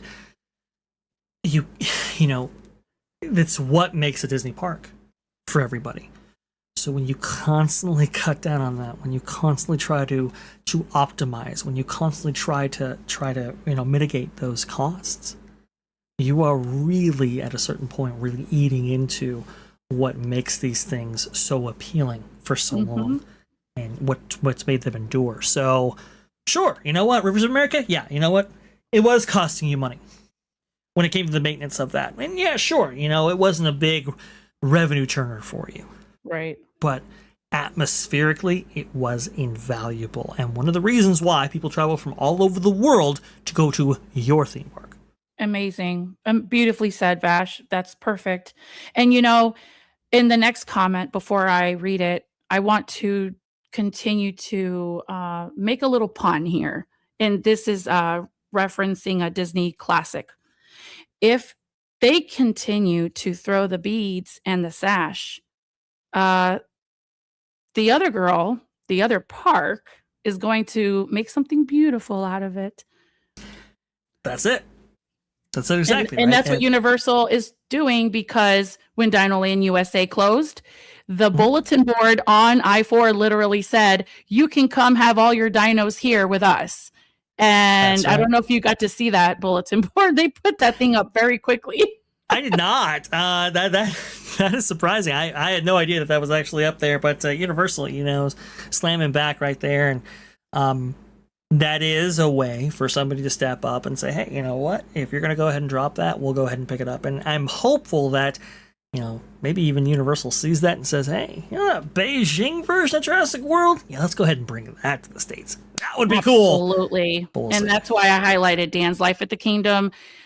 He says it would be awesome if Universal made their own gingerbread house to stick it to Disney. Everything that Disney throws away, they have been picking up those beads and sashes and creating a beautiful gown and having some fun with the live chat. You guys know what movie I'm referencing. Yes. I believe maybe Cinderella. Maybe. Indeed, right there, right? Cinderella. Okay, so because so many people have been talking about this, let's go ahead and bring in this element right here. Obviously, some heartbreaking news coming out of, originally Scott Gustin, but there you go, right here. The Grand Floridian Gingerbread House will not return this holiday season. Instead, Disney's culinary teams will create new miniature holiday displays for the resort. More details, including details about gingerbread displays at other resorts, will be shared later this year. And so that was one of the things I was actually saying about this particular segment, when in fact this was actually happening. I was like, well, couldn't you actually do smaller displays? And that's what they are opting to. Now, I wasn't saying significantly smaller. I was just saying, okay, maybe slightly smaller. But alas, doesn't seem like that's going to be the case right here. Walt Disney World USA also, too, coming on in here, breaking Disney's Grand Floridian Gingerbread House permanently retired. You can see just how ornate it was, full lighting and so forth. Very, very cool stuff indeed. Disney's Grand Floridian Resort Gingerbread House will not return for the 2026 holiday season or any future years, as Disney is permanently retiring it. Instead of bringing back the fan favorite Gingerbread House back to the resort this year, Disney's culinary teams will instead create new miniature holiday displays for the resort.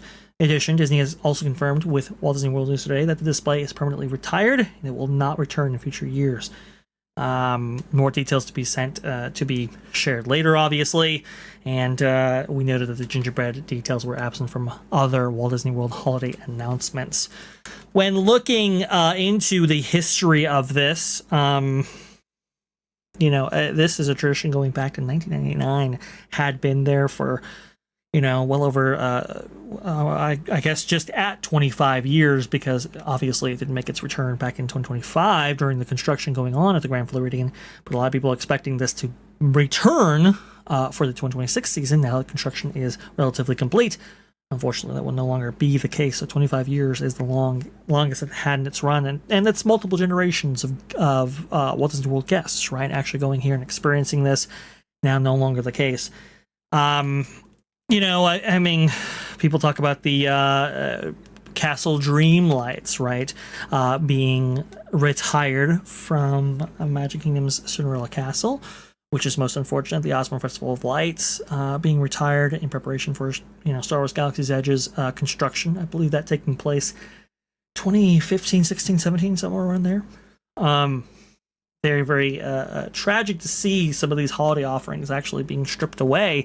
And look, I mean, this is the kind of change in mentality I was talking about when talking about the resort transportation restrictions. Now we know that apparently, it's going to be a 2-hour rule for dining reservations, right? So you can only use this Disney Springs transportation system if, in fact, you do have a reservation and you're within that 2-hour proximity to your reserved time there at your resort restaurant. Also, too, look at this. This is strange and bizarre. The Doubloon Lagoon pool at the Port Orleans Resort right here is exclusive for use with guests only, and you can actually see a security guard right there checking either magic bands or guest reservations to actually get use of their pool. Now, look, I'm not against Disney, obviously keeping these resort amenities to those various resorts. There was a time in which if you were staying at Walt Disney World property, people would kind of pool hop. Right now we know that's no longer the case, but having stationed a security guard out there, that's a little much. And here you go, we have an additional update on this story right here. Walt Disney World News Today: guest obstacle sign added to fireworks observation deck gate. Alice Kennedy, June 19, 2026, right here. After Disney added multiple gates on the 4th floor observation deck of Disney's Contemporary Resort in an effort to prevent guests from accessing higher level landings, they have now added more obstacle signage. They are likely an additional deterrent to indicate to guests that they are not supposed to climb over the gate. As I think people even noted in this chat, by the way, on this show, you can easily scale that. Well, apparently they don't want you doing that either. The 4th floor observation deck is considered a not-so-hidden gem location for Magic Kingdom fireworks viewing. People also use the 4th floor to go up to the stairs and watch the fireworks from different landings, as well as the roof observation deck at California Grill. So we have more signage going in on this. Now, they haven't necessarily locked down these gates just yet, but we're thinking that is coming. And so when you add in resort restrictions, when you add in cracking down on different amenities like, pools and fireworks viewing, and then cracking down on, amenities that used to be available to everyone during certain seasons and times of the year, this is all consistent of a larger issue, right? This is all consistent of a larger change within management that's saying, you know what? We don't necessarily need to front the cost for any of these extra frills at these resorts now. We could just go ahead and do without. And honestly, we see that in the design language and architecture, right? Wilderness Lodge, Grand Floridian, those are resorts of the past. Let's go ahead and streamline resorts like the Riviera, for instance, or even the DVC towers that we actually see being added to haphazardly to like the Polynesian or even for Wilderness. This is the mindset. This is the change. This is what the new Disney is. And as MJ beautifully pointed out right there, it is an opportunity for Universal to take up the mantle and say, hey, you know what? We're going to go ahead and offer these things. But even Universal hasn't necessarily fully embraced so much of what Disney has discarded, which is unfortunate. Hopefully they do. But it is, as the company gets more and more desperate to, maintain quarter over quarter, year over year increases in gains, you're going to see stuff like this. And look, we might see more cuts coming as the entertainment unit of the entire Disney Corporation actually falters yet again. Here from Global Box Office, Moana live action remake starring Dwayne Johnson is now tracking to bomb, costing around $200 million. At least that was the figure fronted by Marvin Montanaro at that Park Place, I will say. It has had pretty bad pre-sales for a while now, and will open to $50 to $70 million domestically, which is not good. Again, Mandalorian and Grogu, I think opened, to $100 million right there? I just, we're going to be incurring more losses. And if we do, for fans of the parks, they're going to have to front the bill, unfortunately. In multiple ways, not just with reduced offerings, not with just increased prices, but also, too, in cut amenities, like what you're seeing out there. Is it no surprise that we're losing stuff like the Grand Floridian Gingerbread House? When you produce this, you lose stuff like this. And it's just incompetence incarnate. I don't know if there's another way of actually looking at this. It's really, really sad. It's really, really tragic, and I don't like it at all, I will say.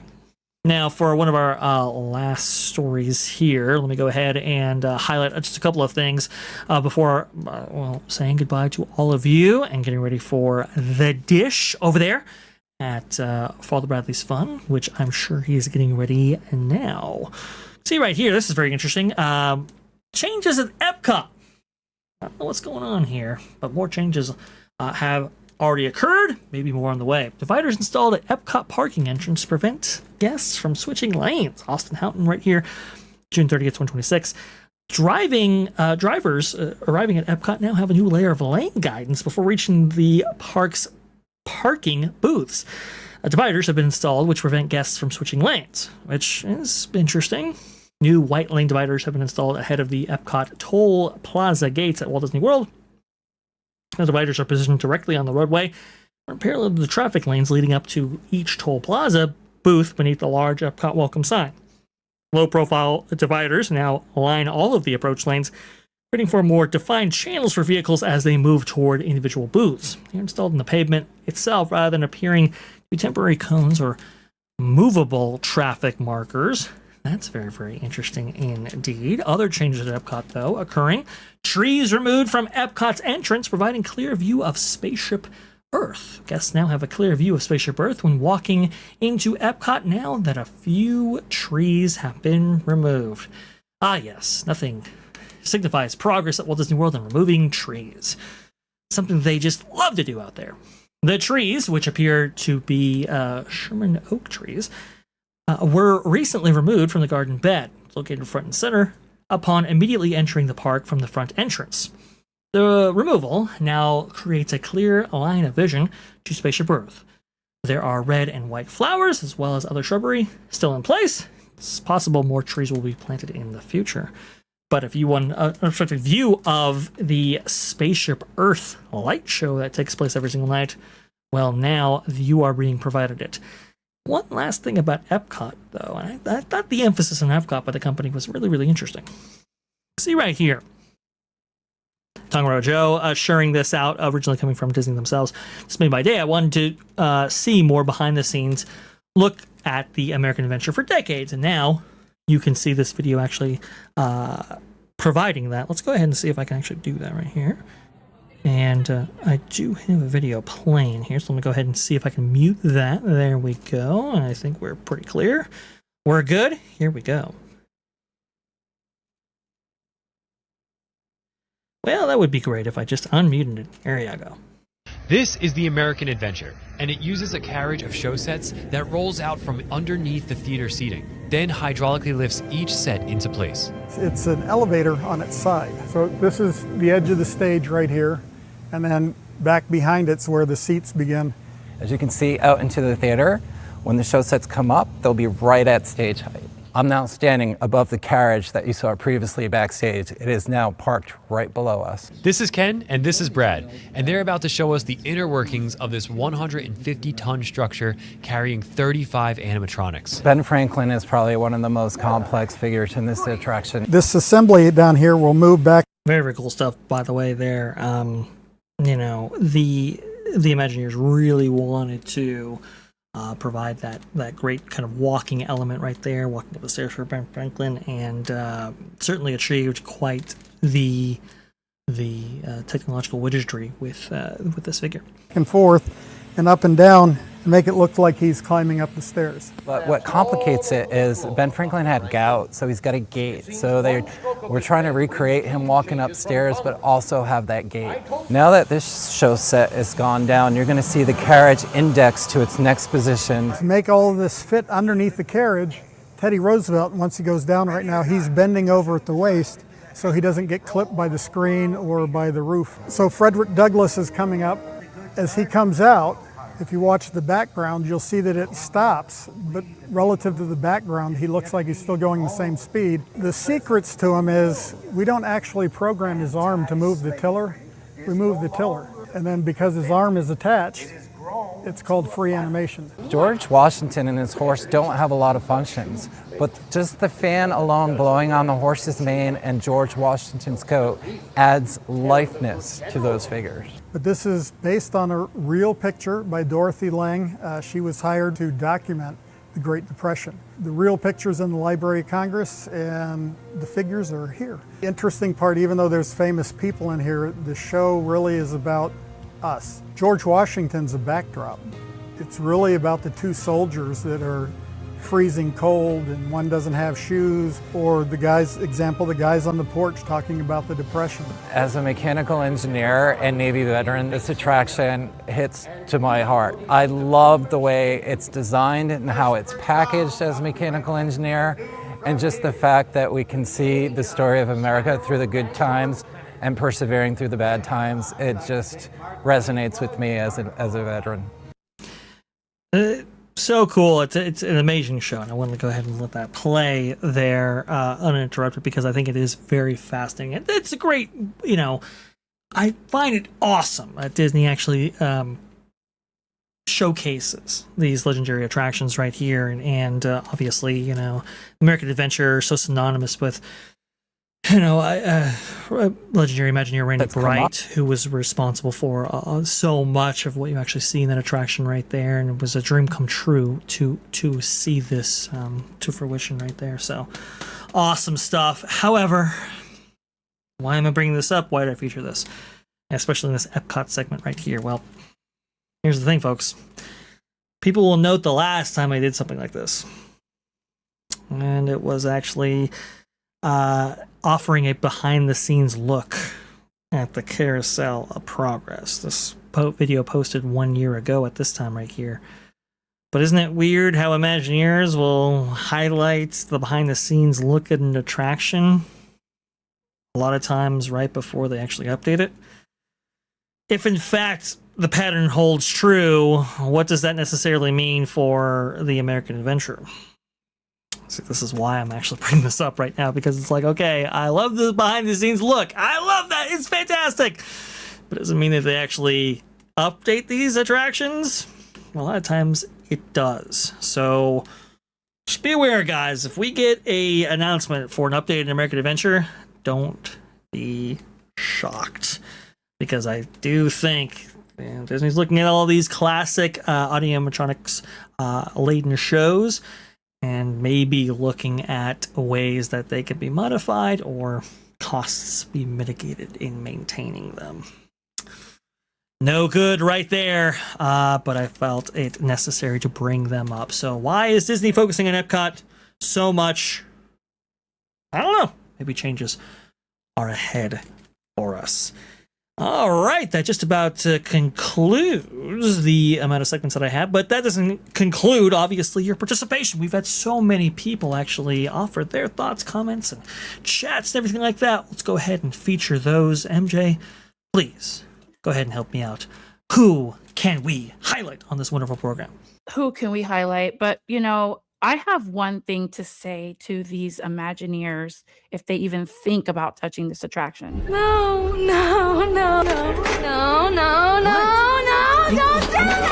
it! And we have Fantastic. Unsalty told me for $1.99. Disney is awful, and I'm sticking with knots. It's simple. I know, I get it. Hey, I'll tell you about knots, by the way. Fantastic entertainment lineup. I mean, just absolutely spectacular. I mean, really, it puts, honestly, not just Disney, but large parts of Universal to shame, actually. Knott's Berry Farm is offering a great entertainment package right there. And, by the way, MJ, you're getting a lot of feedback for your clip. Perfectly placed right there. Fantastic. And Uncle Salty told me, thank you so much for supporting this channel. Absolutely. And I believe, so Freedom Seeker just wanted to know where this was available to go view it, like if he were to go to the park. Yeah, so yes. It's in Epcot in the American Pavilion. And Vash, when did this attraction debut? Do you know? I believe the American Adventure debuted with the actual park itself back in October 1st of 1982. Just confirm there because I know they had, let's see here, Adventure. Oh, he did come back with another remark. I didn't see this. I apologize, Freedom Seeker. So yes, the American Pavilion, and Vash is going to let you know when it debuted because I thought you would like to know. Yes. So yeah, the American Adventure did debut with the official opening of Epcot back in October 1st, 1982. Opening day attraction right there, and absolutely fantastic. I know Randy Bright was so, man, he really believed in that.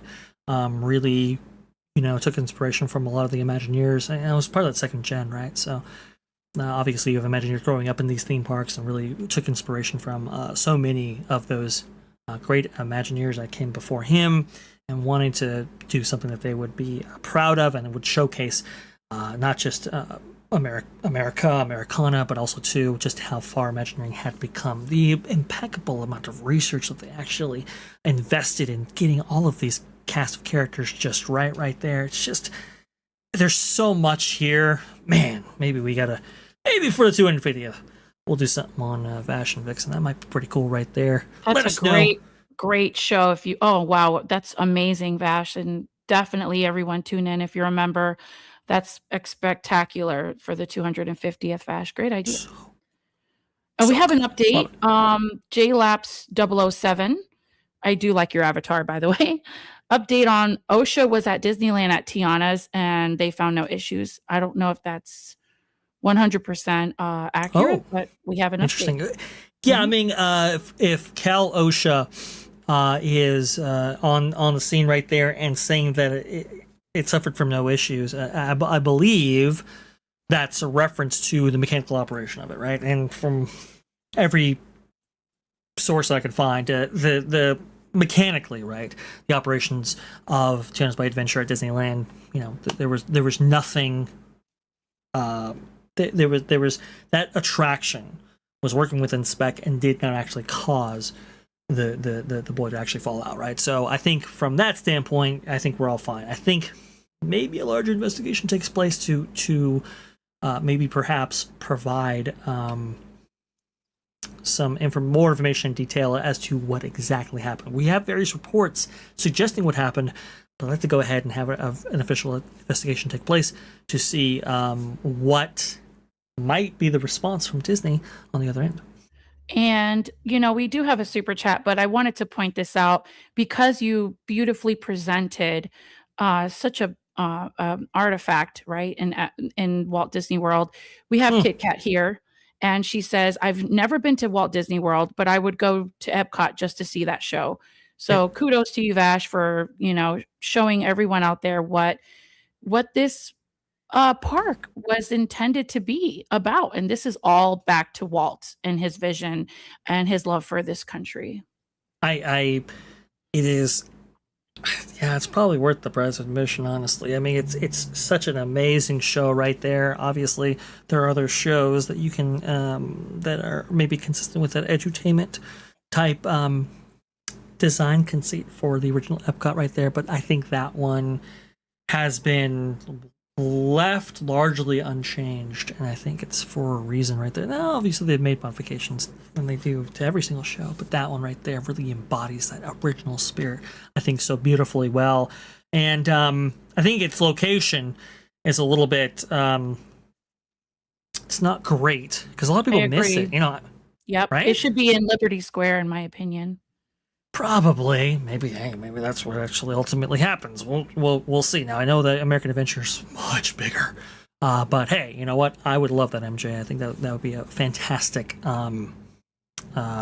maybe relocation effort. But I remember going there to Walt Disney World for the first time in 2002, and didn't actually end up seeing the American Adventure. I didn't learn until later that it even existed. And I was like, if I ever go back there, I've got to see the show. Literally a hidden gem. Grab a park map every time you go to these parks, ladies and gentlemen, so you can actually sit down, have a cup of coffee or your favorite beverage, and scope out what the park has to offer if you're not the type of person that wants to, go on an app or the website. Yeah. I would definitely scope out the park map. There's some hidden gems around Walt Disney World for sure. Bonnie Gamester coming in with $1.99, and formerly Lady Gamester. So hello to you. We love your avatar. My kids loved Magic Kingdom, but always preferred Epcot 1990s, and I totally get that. Totally. I totally understand that right there. Epcot 1990s had a lot going for it. There's no question about that. I think you still had Horizons around that time, right? Horizons doesn't close up until like the mid-90s, maybe. I believe so. That's pretty good. You had, the body. What is it? The Body Wars, yes. But what am I looking for? The Pavilion. What was it called? Wonders of Life, right? You had that kind of stuff going on right there. Yeah, 90s, pretty strong lineup, I will say. Absolutely. That I think I grabbed everybody's relevant comments. And let's see here. We have TJ Magnifi, the mod extraordinaire of the channel and music. Music Maestro? He says, I am not a highlight. You are a highlight and very valuable to this channel, Tom. We do appreciate you so much. Thank you to everybody who's been sticking around to the end of the show. We thank you for being here. We love you, and we'll hopefully see you on the next one. Don't forget to subscribe. Absolutely. And before we actually go, MJ, why don't you go ahead and tell people out there where they could find you? Please go ahead. The floor is yours. Oh, in a galaxy far away, and I fell down from the sky, and I landed here. That's my story. I'm going to have to update my bio. Where did she come from? What is it, a bird, a plane? No, it's an MJ. Okay. No, I'm kidding. MJ. All right. I'll turn my camera on. Hello, everybody. I love you guys. Anyway, I am on X and Instagram, and I'm going to start updating a little bit more where I'm featured. I put it on my YouTube channel, and you guys know I'm not a YouTuber. I am a guest on many panels, many shows, and it's a privilege and an honor to be on your team, Vash, being your producer here. And I kindly appreciate everybody who follows and likes me on my socials. Thank you so much, Vash, for everything. Absolutely. Hey, you're wonderful, and obviously the audience does very much appreciate your production. So thank you so much for producing this show. Very much appreciate that. I also want to go ahead and highlight, if I can, Vixen Sky, which, by the way, did a lot of work for the show. I'm not going to understate that right there. I should have highlighted her earlier. I just didn't have a chance to. But Vixen definitely working overtime to provide as many resources as we had, as much video as we had. So big shout out to Vixen. You can go ahead and find her various social medias at vixensky.com, which you'll have links to our TikTok, Instagram, X, YouTube, everything like that. So definitely go out there and subscribe. We have Go and Shogi right there, providing that link in the chat if you required it. It's also in the description as well. And I do believe, MJ, you did highlight earlier the email address right there at vixensky007@gmail.com. That, by the way, is for Pet of the Week. If you want to go ahead and have your pet featured over there on Vash and Vixen, that's going to be our Saturday program at 3 p.m. Eastern. You can go ahead and do so. It's a pretty fun show. We like to go in depth in history about all kinds of stuff, movies, theme parks, all of that. So definitely check that out. We actually just recently deep dived into Creature from the Black Lagoon and how that's so cool. Absolutely, a wonderful series of films. The original being, I think, the best right there, but it does have its history with theme parks as well, and boy, oh boy, if you wanted to combine the elements of Creature from the Black Lagoon and a theme park musical, boy, you're going to have all kinds of fun with that show that we actually did, because it is crazy. It's wackadoodle. Anyway, we have that and so much more right there. And Nicole Williams, we'll catch up on the replay. Hey, very much appreciate that right there. All right, that just about concludes our program and our shows. Again, make sure you subscribe to Vixen Sky and MagicalyMJ right there. Definitely worth subscribing and following for sure. We're going to be following, though, not just that Park Place, but going on to for all the Bradley's fun, The Dish, which is going to be taking place in just about 2 minutes right there. So let's go ahead and wrap up our production. By the way, we're going to be back live tomorrow at 6:30 p.m. Eastern right there. So definitely join us. We have so many stories.